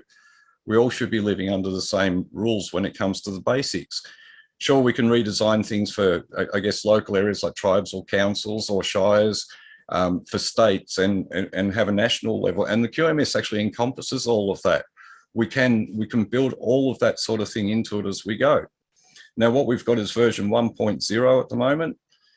You guys can help us bring out version 2 and 3 and all the rest of the versions that will come after it, because when you build something like this, it's flexible and it will develop with the will of the people as time goes on. And so that's why we keep asking, get on board, get engaged, get involved. Don't make me have wasted a year of my life building this and putting my head on a chopping block for nothing, and the other people with me too. I mean, like, they're all doing the same thing. We're all out there really trying hard to get everyone to engage and to get this to work, because at the end of the day, we know there is no remedy in the systems we have. Anyway, Jody, you've been sitting there for ages, waiting really patiently. Would you like to come in and ask your question, please? Hi. Yeah, I think I'm unmuted now. I haven't quite got a question per se. Thank you, Graham, for organising this. This is sort of my first time tuning in. I was brought in here by Matt Lawson, who I also really want to thank so much for everything that he's been doing. His words have really resonated with me and inspired me. And I know we've all got our story, but this morning I actually went and took that flyer that Thanos had put together, and I walked around my neighborhood, and a guy was out the front doing some work, cleaning his garage or something. And I just said, like, my voice, you know, that saying that says, like, even, you know, speak even if your voice shakes. That was me. So thanks, Matt, because you really gave me the strength and the motivation to be able to do that. And I've always sort of struggled to find my voice. I've struggled with mutism, and I got out there and I found my voice. And at first the man sort of wanted to dismiss me, and he's like, oh, what's this about? I'm like, oh, the new pandemic legislation, it could put us back into lockdowns again. And he's like, oh, okay, all right, yeah, give it to me. So he actually took the flyer from me and admitted that he was, you know, interested and wanting to know more. And I think that's right. Like, that's exactly what we have to do, because there's a lot of people that just have absolutely no idea really how bad and how dark things are out there. No, you're right. And look, it does take a bit to get up and speak to anyone. I remember when I started doing the lives on this and how much I can hear the shake in my voice when I listen to the early videos that I used to do. And I can't say I'm even still 100% comfortable sitting in front of a camera talking to a lot of people. It's, to be honest, you know, it's one of the things I never wanted to be here doing. I would have preferred to be a shadow in the background and not be known. But here we are, you know, and people have got to step up. If I didn't do it, we wouldn't be here now, and you guys wouldn't be thinking about doing it. And people like Matt and Tim and, you know, Penny and Magic and Michelle and Ken, and I see Dylan Wilson's in as well. We'll get Dylan on in a minute to have a chat too. If those people didn't stand up and stand in their truth, I mean, we wouldn't be here now. And that's what we need everyone to do. We need all of you to work out what your truth is if you don't already know, and to stand in it and come from a heart space with love. And don't just do it for yourself, do it for you, your family, and the people around you, and you'll succeed. Because that's, I mean, manifestation 101, put it out there, it comes back. But it comes back if it's not for selfish reasons. If it's for selfish reasons, you'll be wasting your time. But you call me selfish for trying to save my son and for saying that, you know, let's get this going for him. That's fine. I don't care what people think about me. But at the end of the day, we all have to stand there and have our shot. And don't worry about what people think about you when you do it. Yeah, they'll think you're crazy. I get a bit of that. I still do. My family thinks I'm insane now. A lot of my friends think I'm insane. Business people I've worked with. Does it matter? Not really. Not at all. Because I've found a new tribe. I've found beautiful people out there who are willing to support me and build and do what we're doing. So don't destroy, create. Always create. So thanks, Joe. Thanks, Graham. I you know, today I went to the rally, and obviously I have a younger sister who can see what I'm posting online, who I haven't actually spoken to in years because we just don't see the world. Like it's very hard to find any level of agreement. I've got a 5-year-old daughter, and she was with her dad today. And so my sister's gone and messaged my ex and gone, oh, who has Sophia? Who's looking after Sophia? So I haven't spoken to my sister in a year, yet she's gone to my ex to ask about my daughter because she wants to see if I've taken my daughter to a protest. Yeah. This is the kind of people that are out there who, you know, who are vivid, you know, ferociously opposed to what we're doing. And I do have to battle with that judgment and still step into what I know is truth and my truth. And that's why I'm here, and that's why I'm, you know, looking at all the other groups that are out there. I've joined, I don't know if anyone knows Education for Protection. I've heard of them, yeah. Yeah, so I mean, by the sounds of it, like what's happening is all very compatible. What you're building here, what they're doing is completely different, but also so important. And there's just so many people working behind the scenes to create change. So that brings me a lot of hope. I believe it's the people who create now that will bring us through this, and that's what we've all got to do, is just stand in our truth and create what we feel needs to be created. And as I say, if we're doing it from a heart space and we're doing it altruistically, how can you go wrong? Even if it doesn't succeed, maybe you inspire someone else to do what we all need. You know what I mean? And when I started this, the very least I could hope for was doing that or giving people hope. I think we've done a bit of both now. So. And at the end of the day now, we've been lucky enough and guided enough to be able to have the system up and working, and all you beautiful people following it and getting involved. And without you guys, as I say, there's no point to anything that we do unless people get involved. So thanks, Jodie. Jodie, can I just say, in the website, there are groups, there's education, health, you know, where we can create the future for our children that we want, where we can decide together with policies, and we vote on those decisions of what, you know, what they're going to learn, and how university can teach our new doctors more about nutrition. You know, we get to choose our future. We're using the system, and that's what's exciting about the QMS. Yeah, it's like the old write your own stories when we were kids. You know, that's what the QMS can be to us all, and we just need to get involved. People will often vote on policy, or will go a certain way because of something that's affecting them directly in their life. And that's what holds a lot of people back too in their life, is because they focus on the common law groups could be a lot more effective if everyone wasn't there trying to get out of fines. You know, if people actually went there to build the change and to get the people together to create the systems that they actually need. But when everyone's focused on how do I not pay a fine because I can't afford it and I don't want to pay it, I mean, is that, honestly, that's probably not the most important thing in your world. It's a very small thing. Just don't pay the fine and create the new system. That would be my suggestion. Not that I'm telling people not to pay fines or taxes. Please don't think I'm doing that, because I don't want to knock at the door for having said that. But that is where I would come from. So I'm not telling anyone how to do anything. I'm hoping that you'll use the tool we've created to have your own voice. Harrison, good to see you in, mate. Would you like to come in next, please? Yeah, how are you guys going? Yeah, good, mate. How are you? Pretty good. Yeah, so just got a couple of questions. I was on here a few weeks ago, and I meant to have a chat with you, but I'm not sure if we were able to do that because I think you sent me your number, but it was in the Zoom chat, so I couldn't like save it before the Zoom ended. Anyway, we'll work it out. Left you a couple of messages, mate, but I'll send you a text a bit later. So Sweet, I'll take a look.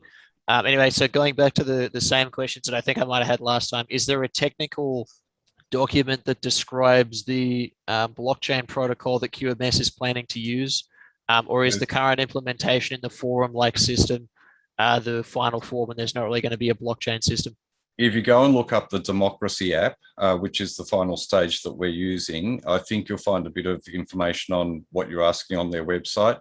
I can also organise, if you like, for you to have a chat with the people that have built that side of it. So just to explain to everyone that the final stage 4 of the QMS process is where the policy or proposed policy or term of reference, as Matt said before, would be put into the blockchain for the final vote. That's done through the Democracy app, which was developed by, it's a blockchain application that was developed by an American company a couple of years back. It has been used in other countries in elections and things like that, but we're using it specifically for the final stage of the QMS because it is a working app that we know basically encompasses what we need. We do have to have some of it redesigned a little bit, and that will cost a bit of money, but hopefully that'll come when we find our entrepreneurs or philanthropists that can help us fund what we need to do to get the referendum up and going, and to make a few changes to the system so it's a bit more automated and flows through a bit easier and a bit more user friendly as well, because at the moment the site's getting used a lot for truthing. And I mean, guys, we're all awake. We don't need to wake anyone up in there. Share information for sure, but use the groups for that. The actual people's voice stage is to propose policy. So yeah, Harrison, let's catch up, and I'm happy to introduce you to the guys. And any questions, you're better off asking them, because technically they'll know a lot more about it than I could ever know. Yeah, because I've just joined the discussion groups on QMS. I made an account last time around, but this time I found the discussion group section and made my account public. Just a little word of warning on the feature set there. It seems to automatically put people's phone numbers as publicly visible. So when you put a phone number in, it makes all the account details publicly visible. And I just realized that. So when you join one of these discussion boards, it asks you to make your account public first, and you do that, and it automatically takes in a phone number when you make the account. And it keeps the phone number as public by default. That's probably not the best UX. Maybe try making that a private field by default. Is that in the website or in the meeting that we're on? In the website, the QMS discussion groups. So like you make a profile to join the discussion groups, and I've just found out that it makes the phone number field public by default. In the code, maybe you could try making that private by default, because other people might not notice that immediately, but I did. Okay, I'm new to website development. The QMS I've built pretty much by myself, and I'm learning as I go. So yeah, I'll go in. It'll just be like a default setting in the field for whether a field is public or private. So like default value private for phone number, and maybe for the other ones as well. I think next question that I'd have is one of the things that I've been working on for a little while, and sort of talked about a bit in March of this year, is an Australian Bill of Rights. Is this something that you think would be a good project for QMS to sort of have as, I think what QMS kind of needs is sort of a headline project. So like we're developing something using the QMS, and then once it's in its final form, we use the voting system to vote on whether it's approved by the majority of the members or not. I think an Australian Bill of Rights would be a good fit for some sort of headline it's project. It has been suggested, and a few people have got them. You just put them in there, mate, and get people talking about it. It's at the end of the day, it's not my decision. It's on the will of the people. So if you guys have any great ideas about a new constitution, a Bill of Rights, or any other way that the structure of the country could be run, the QMS is the tool to put it into, and to get people discussing it, actually get the people together so that the best versions of it can be brought forth and then voted on, so they can go into action from there. Yep. Also, final question. This one might be just me not seeing it anywhere. I haven't seen it anywhere on the website or advertised anywhere. Does the QMS have a Telegram channel?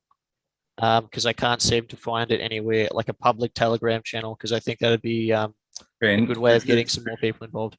Could you share that in the chat for everyone? I'll get Penny to put it in the chat. Penny hosts a Telegram. We do have one. Yeah. Yeah. So yeah, I mostly use Facebook, so I pump everything out through Facebook and through the QMS site itself, because we've got the QMS there as a censorship-free social media platform. Anyway, there is an aspect to that in the group stage of it, or the forum.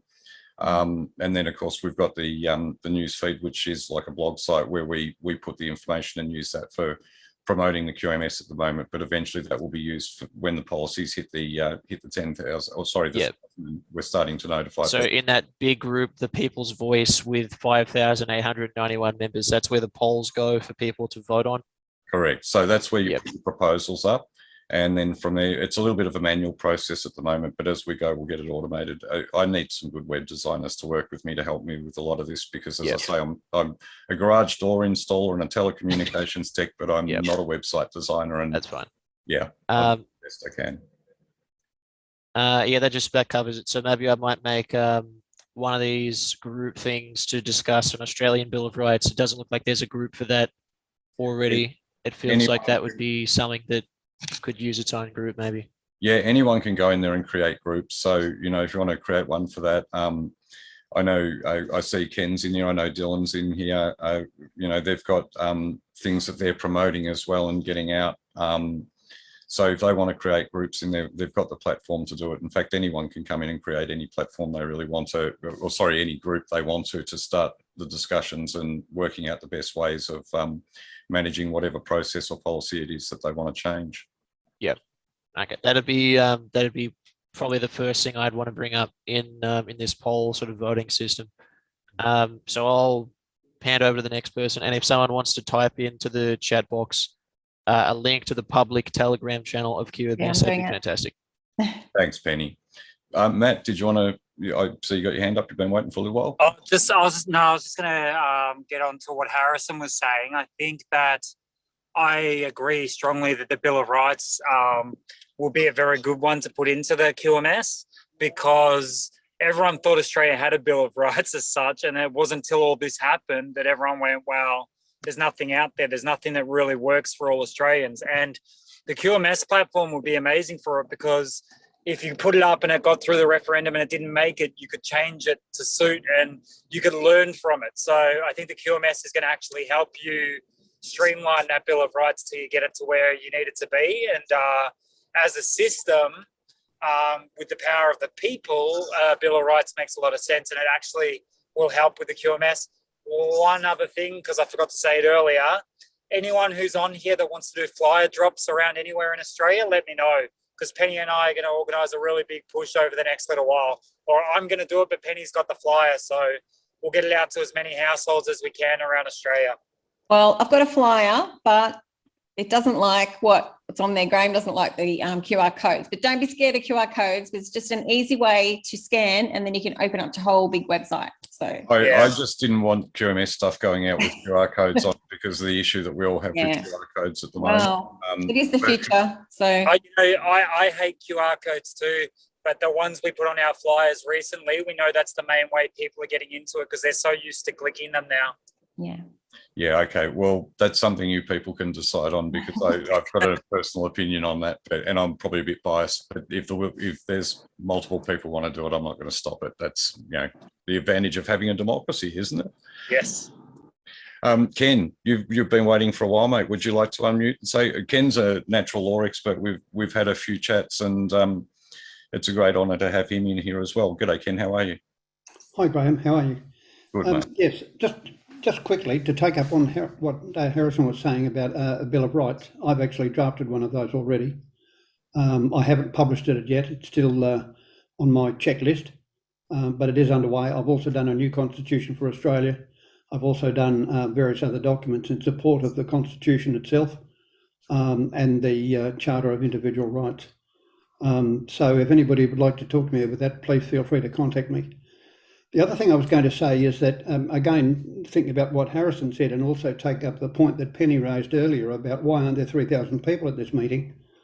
I think one of the things that Harrison was perhaps alluding to is the fact that if you can put together a package which looks attractive to people, you'll get more people coming. At the moment, from me looking at it sort of from an outsider's perspective to some degree, I see all this is wonderful about QMS. You can vote on anything. Well, if you can vote on anything, what am I going to be voting for? There's no package in front of people for them to latch onto and say, hey, I want to be part of that. Yeah, not from the method itself. You understand me? Yeah, I've been trying to walk a careful road because I don't want to be a politician. I'm not one of those people that wants to tell people how to live their life or what to do. And I really do. A lot of us have got a lot of different ideas, and I'd like to see them all come out and be fleshed out and put in the public forum for discussion. So many things get stifled in the current environment that having a voice is probably the most important thing we can do at the moment, and making informed, tested decisions on things. We've got to be able to do that too. So I would love for you to create a natural law group in there and to get discussions going in there, mate. And honestly, anything that anyone holds closely to or has worked on or wants to develop, that we've got the platform. Just create the group, get people talking, get your groups going, have meetings, and develop it into what it needs to be. Because, I mean, I'm one person, and I admit, okay, I've had a good idea, but in order to take it next level, you know, you can't do it all on your own. You've got to have the right people at the right time to help you work on it and build it. And that's where I'm at the moment, is that really I'm asking people to step up and be the leaders they've got to be in order to bring this forth. Sure, I agree with you, Graham. Penny and I did an interview earlier this week, and I see she's posted a link up there. If you haven't seen that already, get in there. We discussed 1 million topics inside 70 minutes, so it was pretty full on. And there'll be lots of things there that I raise, or people say, whoa, what's all that about? What's all that about? Please, let's get the conversation happening. Yeah. But yeah, go for it. Yeah. Thanks, Ken. Appreciate it, No mate. So I think we've got Pauline's got her hand up next. So Pauline, would you like to come in and say hello? Hello. I have a question. Everyone's talking about crypto, but one of the concerns that I have is like home loans and just protecting. I don't want no corporation coming and just claiming my home. So, and I'm sure everyone's concerned about that. So would there be like bankers or a system in place so that we can cover that aspect, so that we can safeguard our children's future? Because really, I've got a home so that my children can inherit. So I just wanted to find out a bit about that. Yeah, look, it's only a recent thing that Penny and I have discussed it, but she's starting to put together, and I believe there's other people too, like Ed Gilbert and other people that are doing humanitarian type aid things and things for the children. I've got to stay focused on what I'm building, but I fully endorse what anyone does in those regards. As far as a bank or a crypto or a new financial system goes, that's something for the people to decide. That I can't make any promises on that, and I don't want to tie them in together, because what I need to do is create a platform that has integrity and gives the voice to the people. To me, it's not about money. We can cut the strings that these guys use to control our government by using a system like the QMS, right? Or we can pull their money away from them by devaluing it. You know what, if every one of us closed our bank accounts, took all our money out in cash, closed our accounts and went and bought a little bit of gold or something, we could probably have our own currency system and trade amongst that. And get away from the banks and all that sort of thing. But you know, to coordinate something like that would be pretty big, and that should be done by financial experts and people who are being altruistic within the financial field. As far as any digital currencies go, we already operate within a digital currency system, but it is based supposedly in the Australian dollar and the US dollar. I don't understand enough about how all that works. So I think those discussions should be had, and finance, economy, all that sort of thing. There is a group there for that. It'd be great to see some meetings happening and getting the experts in there to start the discussions and start showing people what could be developed and what could be done. Of course, nothing can be put into place until we have the referendum and dispose of the current system. And again, it can only be done with the blessing of the tribal nations that have been here much longer than any European law has been here. So it's all got to be done stage by stage, but we can get there, and we can do it as a people and as a united front if we do unify, have the discussions, use the platform, and just keep getting it out there that this is what we're doing and this is the direction we're heading. I've got ideas around what I'd like to see, but I keep them to myself at the moment because, to be honest, I don't like money. I think we should have a resource-based economy where we all just help each other and do the right thing. But that's not what I'm proposing, because taking money away from society is a pretty big culture shock. They've all become so indoctrinated. I've got a friend who went and got the jab who's awake. She told me a week and a half ago she's sick as a dog, feels like she's dying, and she was told this had happened, sadly. But she lost her job because she wouldn't get the jab, and she wants to get another job, and she's got to pay her rent and for a car and all that sort of thing. So she went and got a jab so that she could have a job. Personally, I think the dumbest thing in the world is to get a jab for money, because if something can kill you, I'm not going to cut my throat to make $1 million. That's just dumb. Or even it wouldn't matter the amount. You know, you're not going to die to survive. What's the point? Mm-hmm. So there's better ways of surviving. You can sell things off. You can get a cash job. You can do, you know, you can. There's good people around that won't let you fall, and I know that myself. You know. You've just got to get out there, and if you don't have anything, speak up, stand in your truth, do things for people, help them, mow their lawns, whatever. There's plenty we can all do. Cook for someone, you know, if you don't have the food, go to their house and cook for them. I'm sure they'll let you share the meal. I actually lived for 9 months without an income once, and honestly, I didn't go hungry. I didn't go without cigarettes. People looked after me because I did the right thing, and because I went to their house and helped them with things. That was just after my divorce, and you know, I did it pretty hard, but you can survive. I did. So yeah, money's not a discussion I like having. I rather just stick with what I'm building. Yeah, I'm aware of that. What we're doing with the stand in the park is doing the meals. Like, we're going to do the meal in the park, and you know, for anyone that's struggling with, you know, losing their jobs, feeding their family. So, you know, when you build the community bigger and bigger and bigger, and then you invite them here, of course, but you can also support each other within your community. But as far as your house, I don't know, Pauline, what you... You know, maybe I'll sell and invest in gold. Have a look in some of the common law stuff. There might be ways you can take it off the bank. I'm not sure, but yeah, there may be something there you can do. Yeah, maybe go talk to your local elders. There may be something they can help you with. I don't know. It's just, you've got to go out and give it a try, and everyone's different. So yeah. Well, if I find the answer, I'll let everyone know. Well, the answer could be right for you, but it could be different for other people too. And yeah, definitely. Definitely. Yeah. So cool. But do share all your answers with everyone, because it may work for someone too. You never know. Yeah. We'll just go and buy a big farm together, Pauline, and grow organic. Yes. That's the plan. That's the plan. Enjoying that these days. Okay. Thanks, Paul. Thank you. I appreciate the questions as always.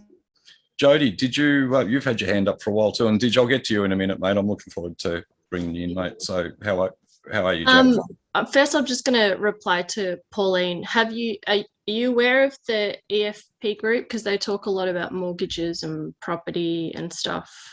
I don't follow it, but I can send you that link if you want, if that'll help. Because they sort of cover a lot of the legal stuff around mortgages and titles and whatever. So that might be relevant to you. But what I really wanted to ask was about the Bill of Rights idea. So what Ken's putting together sounds really awesome. But it's my understanding that we do have a Bill of Rights. As I had heard that too, and a constitution, but I'm not sure that they really care about either, to be quite honest. And if it's there, No, it doesn't seem that they do. But I was hoping maybe someone can explain that or shed some light on how Derek Ballow, who's the guy who leads Education for Protection, he said that via the Australian Constitution, the Commonwealth Constitution Act, embedded in that is the Bill of Rights 1688, which is an English empirical law. yeah. Ken should be able to answer. Question. Hello. I'm on mute. Not on mute, I should say. My big question is, to whom does it apply? There's a big difference between what regarded as being individual rights, rights and individual rights. Because rights, in the general sense of the word, like as proposed with the United Nations that we're a signatory to at the moment, they're group rights. Because if you look at Article 29.3 of the Universal Declaration of Human Rights, it says all of this should be done, or nothing can be done without the approval of the United Nations, which means your rights are going to be approved by a body that you didn't even elect. How the hell can you call those rights? It's interesting. My rights were granted by the Creator, and that's exactly. And they're the ones I live under: is do no harm, and I accept no harm done to me. If I don't take anything, and I accept nobody taking anything from me, and if I do damage, I repair it. And if somebody damages something of mine, I hope they do the right thing by me. And you know the best part of what you just said, Graham? Nobody can erase those rights that you just spoke of. Inalienable. Nobody. Yeah. So, yeah, look, and Dylan will tell you in a minute, the only actual lawful law in this country is tribal law under all the various tribes that are there. And that's various nations and systems. It's not, there's not one particular tribal law. There's many different ones, but that's the only real law in this land that's ever been completely lawful. The Europeans didn't conquer the people that were already here. And unless they conquered them, they haven't won a war against them, and they haven't lawfully set up a system. Dill, I might actually bring Dylan in if you'd like to unmute, mate, because I know you'd have something to add to this as well, mate. How are you? Yeah, mate, thanks for having me. I'm sorry I'm a bit late coming in. We had a storm here earlier, knocked out the internet, so I had to wait a while. Can you hear me all right?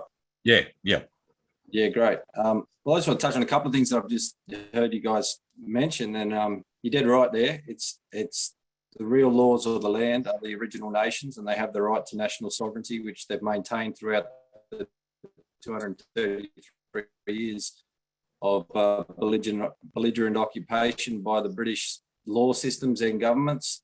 And I just want to say the reason that the Constitution isn't being followed is for that exact statement before that, is that the real law did not approve the Constitution, therefore there's no obligation to any sovereign to uphold the Constitution's law. And since 1973, the actual Crown Sovereign left the continent, and there's been no actual sovereignty here at all to even make the claim. So we've had a corporate government in place, an interim of the Crown leaving, and the original nations are the only thing that's actually lawful on the continent. So in terms of bills of rights and things like that, nothing at all exists on the continent in terms of protection of the people. The tribal nations have recently made declarations that are, defining their sovereignty, their national sovereignty, their self-determination, and they're offering the people under those nations the support and the protections of the tribal laws. And lots of things are happening in the background with the original people to make something a reality that can actually provide the outcome for all of these things that are going on. So essentially, with your QMS construct, it's not a terrible idea at all. I've had this yarn with you. I'm a fan of the concept, that I think it'll fit into society well and help transition the change from what is to what can be. I think so. In the way you construct it, it has to acknowledge the continent as the nations separately in unification as a continent. So an Australian Bill of Rights can't really exist unless it's Australia, the continent, it's an international Bill of Rights. So what we've got creating at the moment, I'm working with some lawmen to set up a protocol for an international land law border court system, a system of courts that will deal with international law, and the body of nations that found that will be larger than the United Nations. So the human rights that are granted on the continent will be an international body of human rights for all people. It will protect all nations' right to national sovereignty and protect their law as national law.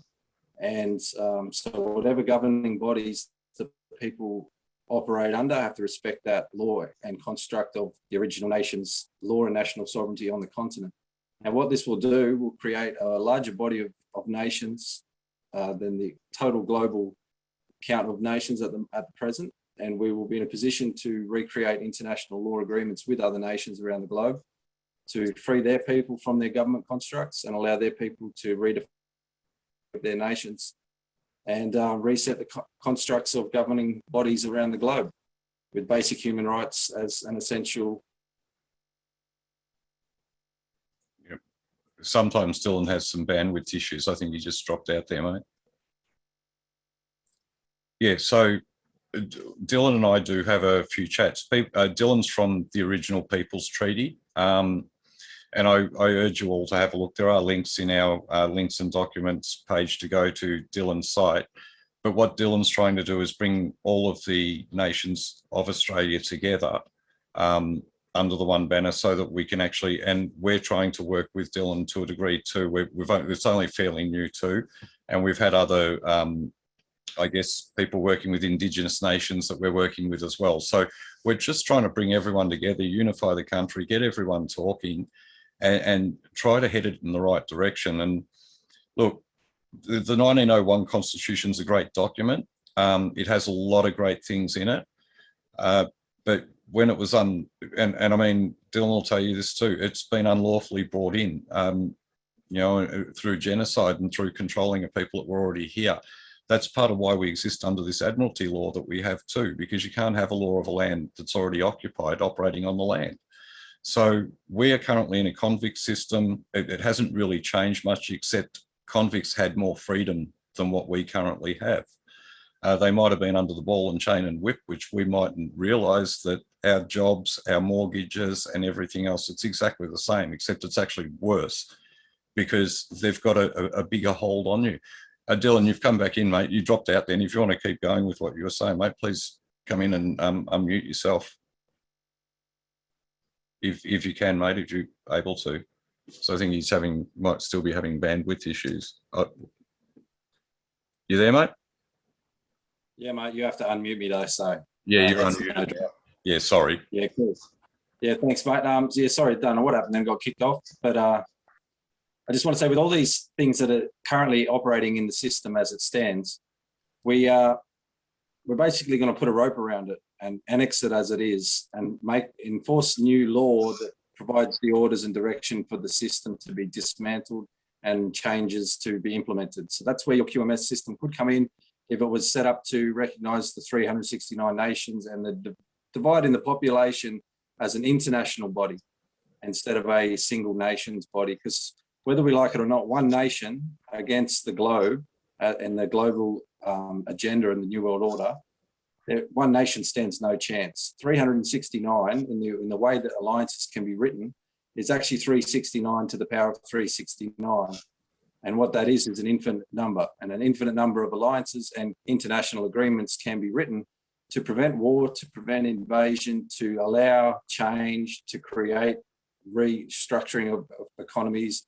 You know, the currency, titles on land, etc., will be returned to the land, to the nation, and the law of the land. So what you won't be removed from home, the title will just be shifted from anything the bank can put your responsibility under the original law of the nation that you're on. All right, so they had tribal constructs back then before the British came. Now we have a 21st century. So the laws to fit society don't exist yet. They have to be created. And that's where we're going to be working together as we transition through this annexing process to find accountability first and foremost, and then create ways with the law as an international body to not only secure the continent's future and the people, and but also offer a way for the rest of the world to get involved and protect nations globally.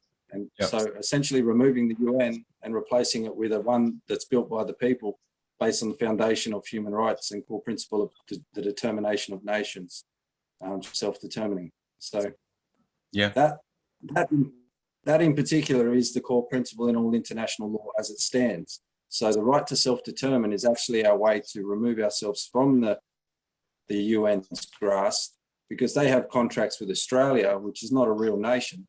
That's a pretend fiction nation. So all that contract is illegitimate to us. They have no contract with our 369 nations that we stand upon, and we can make those contracts our way. We don't even have to go to the UN in order to do it. We can do all of our work internationally as across the rivers on this continent, and everything's international right here. And then we can speak to the UN based on the same core principle of self-determination. We do not have to be involved in their contract to be protected under it. We can tell So they have to we don't ask the UN anything, we'll be telling them. No, exactly. We're holding them to their protocol. That's there for them to follow, not us. What that does is allow us the right to self-determine away from them, because that's their rules, and they have to follow those rules, because otherwise there's no nations, and if there's no nations, there's no internations or United Nations.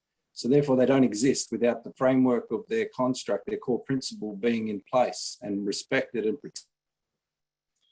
So for people asking what you can do, there's a true leader for you, someone that's gone out and actually started to do what they believe. And I respect Dylan a great deal. I mean, what he's done is absolutely amazing. Thanks, Didge. I do really appreciate you coming in. And I apologise for cutting you off. Actually, I think you're having some bandwidth issues, so you've been dropping in and out a bit. Are you still there? Or? Yeah, I'm still here. I was just wondering, with any of your idea, like the QMS idea, when it comes forward, provided it respects the original nations and their right to decide law on their lands, and if they're in full agreement with the international construct of law being built, and that's because that's an equal rights in law completely. That involves every man, woman, and child. Each nation individually would have the right of law to discuss matters to do with that nation. So if there was constructs in environmental concern, law constructs on that particular localized national government, that's the concern of the people who live there. And that's where your referendums could be individualized into 369 regions and nations, national regions, so the national government areas. And then an international body could make sure it stays within one clean, respectful, integrate system of international law. And so that body can then expand across the globe. So we're putting something together with the help of some original lawmen right now to make it respect and all the right respects and etc. for the original laws, and a body of law that will have the jurisdiction to find accountability by arresting these politicians, etc., and charging them with complicity in genocide and any criminality they're involved in. So any treason against the Constitution is seen as criminality by the majority. That will be used as evidence of their criminality and their criminal gain in the complicity in genocide that they're aware of. And that's the most important part of this, is this system is very much aware of its lack of jurisdiction and gets away with everything it does. Since 1973 in particular, when the Crown claim left, the system that took over and made an actual choice to take the opportunity for the original nations to stand back up. And that's what the sword of deliverance is about, and with everything that the OSTF has been talking about.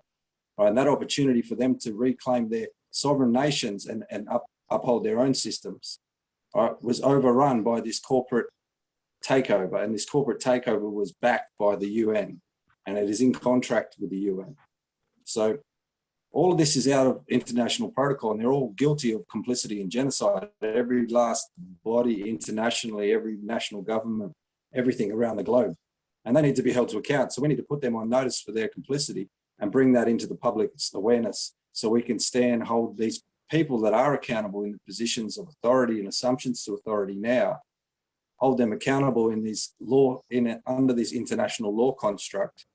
And the rights we talk about in law will be rights in defence and rights in law. So I'd love to hear from Ken what he thinks about this, because if he has put together a foundation from an international law body, then it could be exactly what we need. See, I've never written a Bill of Rights, but I've been writing a charter for an international law. You're cutting out a bit, Dylan. I think body and a process of process. Sorry, yeah, no. So I'm producing the protocols and procedure at the moment for an international court body, which will get us jurisdiction from the original nations of this land. It will give it that foundation. And as an international law body, the rights in law. So far I've written through the rights of the defendant, the offender, somebody who's being accused of something. They have the right to hear all accusations. They have the right to be heard. They have the right to remain silent. They have the right to have 3 people in counsel to support them in their case, for character reference and other. And so rights in law, basically. So the rights in the protocol of the court. So, but we'd love to be able to give foundational jurisdiction to a Bill of Rights for all humanity, but started on this continent as an international body for human rights, and apply that across every nation that has law on this continent originally and then globally. So it protects the people, the will of the people, and any formation of government that people create that honours the truth about national sovereignty, no matter where it is on the globe, can be protected under this international law body. So there's nowhere written on earth that we have to follow the rules the UN put in place, all right?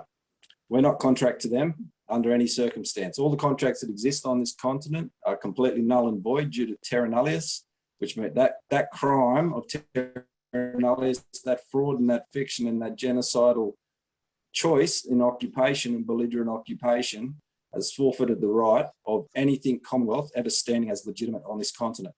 All right, so the only way that can ever change is if they defeat the original nations completely and wipe out their culture completely, which I tell you right now is what they're trying to do. Yep. They're taking on sacred sites, they're arresting elders quite violently, quite heavily right now, and making quite a serious assumption of their jurisdiction right now in front of the people. And that's where a lot of our energy should be right now, I believe. Yep. So we can create that trust and unity when the time comes, which will be very soon. In Canberra, there'll be a huge gathering in Canberra that's going to just keep growing from now until January 22nd at least, when 50 years of the Tent Embassy celebration starts, and they want to have things in place well before then. So international bodies of law already established, the repatriation of sacred artifacts, etc., starting to begin, and the process of accountability publicly displayed so we can approach international bodies for the appropriate military protection to get it done. So there can be no violent pushback from the system. We give the system an opportunity to swear a new oath to the new law, and we start working as a continent on how to fix all the problems we face.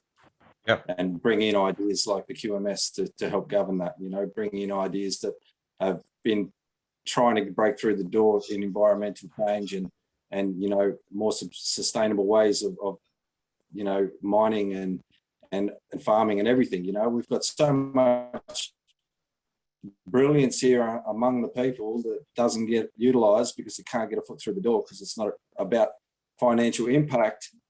Is not part of the plan. We don't care about money. I'm much like you. I have a similar story. I don't want money. I'm right now coming on 7 months without income, getting by with the same sort of generosity, and it's not easy. You got to, but taking it on, I refuse to give them any assumption to jurisdiction. So I hold the ground to provide an outcome that supports everybody's dreams and doesn't you know, we don't lose our identity as Australians because we live on the Australian continent. It's like Zulu or a Nigerian is both African, but they're both different nations, people, but they're still Africans. So we don't lose our identity, and our Australian is something I'm very proud of as a white fella. You know, that's part of my culture. And, you know, I was a ringer in the outback, and that's part of my way of being, you know. So the point where we all got to confront the truth from every angle and work together. So I appreciate you having me in to have a listen and a bit of a yarn. And love chatting to you, brother, and I love having you in here. And you know, when I can get up there and catch up with you, we know we're going to sit by that fire and have a beer together. So I'm looking forward to that and the yarn together then. So, but we'll keep the communication going. And I tell you what, that man is a true warrior. People, I really respect him. And yeah, get on People's Treaty online, .online, isn't it, Dylan? A nod's fine if you, or a thumbs up, yeah. But yeah, get on there and join there as well, because he actually has some suggestions for policy and some orders that the people are putting forth and voting on within that as well. Now, we recommend get involved in all these things, in everything that is going to bring unity to our country. And we have to unify as one. It doesn't matter where you came from, what color your skin is, you know, how rich or poor you are, who your parents were. Hey, I don't even care if, you know, you come from a Mason family or whatever, you know, like, it doesn't matter. Stand in your truth, be who you are, and be the best version of yourself, and come from the heart and create. Get out there and you'll be one of the greatest warriors to exist, you know, and that is how the best people out there get the best results and the best things happening. It's not about money. It's not how rich you are, like Bill Gates. I mean, very well-loved man, isn't he? Yet guys like Dylan, who are broke, millions of people love him. Well, I mightn't say millions, but thousands of people out there love him, right? It's not about the money. It's what you do, right? The true mark of anybody is what they achieve in this world, not the problems you have. It's what you actually go out and do, regardless of the problems that you have. All right. So we've gone a little bit over time, as we usually do. But I'm going to start winding things up. You guys are welcome. If you've got any quick questions anyone wants to bring up before we close the meeting, happy to take a couple more. If not, then yeah, I'll wind it up and say good night. We will be back next week. We've all got a lot of work to do. We need to get out there and talk to everyone that we can. I would highly recommend, I think Dylan will back me on this, that if you've got a local tribe out there, get to know them, go and meet them. They can give you your local sovereignty if you ask them for it, but you've got to meet them and ask them for it, right? And then bring them to the QMS and bring them to Original People's Treaty so Dylan can talk to them as well, so that we can all talk. And that's what it's all about. It's unifying, it's getting the message out, it's getting the connections going, and it's having the discussions and learning. Because I tell you what, I thought I knew a lot when I started this, and I was probably a little bit advanced on a lot of people when it comes to what we're all learning now in many regards. But on the law side, on the Indigenous nations side, you know, I was a baby. And I mean, my best mate growing up was Stolen Generation. I'm still in contact with his sister, who's a good friend of mine. We went to school together. If you know the tribal people, they're the most beautiful people in the world. They really are a gentle, loving people. And, you know, we're just so lucky that we're in this country. And yet we have issues at the moment, but they come from the top. Let's fix them from the bottom, because together we can, right? You pull the base out from under them, take your will out of them. Let's get it in the QMS. Let's get everyone's will into it that wants to come on board.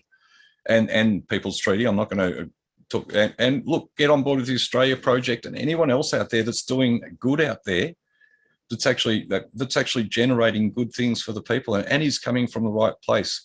If people are asking you for money, they're probably not coming from the right place. If people want you to do things that are unlawful, I'm not going to say illegal, because, you know, I'm a dissenter as much as anyone, right? But if they're telling you to do things that are unlawful, like hurt people or blow things up, don't do it. You know, you get yourself in trouble, you get yourself killed, right? There may come a time for that sort of stuff one day, but it's not now. Now's the time to give our will to something new. So thank you all again for a wonderful night. We really appreciate you all coming, and we appreciate your support. Get the groups going, get in there, develop the policies and ideas that you have, get them out there. I'll just bring Dylan back in before we wind up. Come in, mate. Yeah, sorry to do that, guys. Thanks everyone for having me and having a listen. I just want to say, when you recognise the full truth about the original nation's right to law, what that means is you've replaced the system's assumption to law with something real. So you don't pay fines. If you want to remove your mortgage, there is a way for you to do that all by yourself, just by learning the truth and applying the that knowledge of the truth to the fact that their contract doesn't have any grounding, and you can return the land, the title of the land to the land, and still live there and don't lose the house. You can still sell the house even privately afterwards. It's not going to change anything. The title then doesn't belong to the bank. It belongs to the land. So a new contract has to be formed for the title. That's as simple as that, and the acknowledgement of the actual nation it's on. That's the simplicity of some of the things that can easily change. And bringing in ideas for government. Another thing I just wanted to add is a lot of nations that are out there have their own governments formed already, and they have their own constitutions, and they have their own law constructs available for people to learn. So when we make these transitions and these things we try and bring forward, we have to honour the fact that these nations have put in this effort for a very long time to create, and they are capable of running things their way in very capable forms. We just aren't honouring the fact that they've put in so much effort, and we really have an opportunity to do that now. So when you do meet original people that talk about their law, ask them what their standing is, how they're holding their law together, and if they need some support in doing something, we can start introducing ways to help them produce their self-determination, which in turn protects us all in the outcome that we can create. So we're hoping for big things in Canberra. Lots of people, lots of people, lots of nations from lots of areas, lots of law men and women coming to have their say about how we stand together and respect everybody's wishes in their different directions at the same time as unifying. So we all aim at accountability or something together in a new way together, and we start repairing the old ways and healing the problems that exist, So it's a big challenge, guys, but it's a pleasure to be a part of it, and I'd rather be fighting against this bullshit than letting it exactly. If we turn a blind eye to it, so we're giving our. I appreciate you guys that are standing up. It's brilliant. So I'll mute up now and say good night. But thank you for a bit of yarn there. It was good. No worries, brother. Love your work, brother, and appreciate having you on board with tonight, and look forward to working more with you in the future. All right, we'll speak soon. All right, thank you, everyone. I really appreciate everyone being here. And as I say, if you've got something you want to build on, use the platform, get in there and build it. If whatever it may be, whether it's a law system, a health system, an education system, a financial system, let's get the discussions going. Let's make it happen. The only way to do this is if we all engage. So take your will out of their system, put it into something that works for you, right? That's why we built the QMS. I'm not asking for anything from it. I don't even want to accolade. I don't want anything from it except I'd like to see my country free again. And one day I'd like to pull the lever on Dan Andrews, okay? But that's my personal thing, and I'm actually a pacifist. I don't like saying that, but it's the truth. And yeah, just give me that at the end, maybe a small little parcel of land somewhere, and I'll be really happy. But anyway, that doesn't matter at the moment. As I say, it's about getting freedom. And if I had my freedom, that would be the greatest gift that I could have bought myself in all the work I've done. And I think most of the people working with me feel the same, because they're not getting paid. They're all putting in their own time. Dylan doesn't get paid. These are people with heart, and that's what I love working with, and that's what we all should be doing. Put it out there for everyone, people. Let's get it moving. I love you all, and thank you all for coming in. Really appreciate it. Thank you. And thank you to the guys that have helped me tonight, Penny, Magic, Michelle, Tim, Matt, everyone who's been in the background hosting or co-hosting and helping out with everything, all the people who spoke, all the questions you guys asked. Harrison, mate, you don't live far away from me. I'll give you a call. I'll shoot you a message after the meeting. We should catch up soon. I'm happy to work with anyone. If you really are genuine in what you want to achieve in this, and if you have a heart, I'll work with you and we can all work together. If you're after money, if you're after some sort of sneaky thing, I'm probably not your guy. So anyway, thanks again, guys. really appreciate you being here, and we'll see you next week and probably see you on the site. Bring your friends, bring your family, and let's get this done. See you later.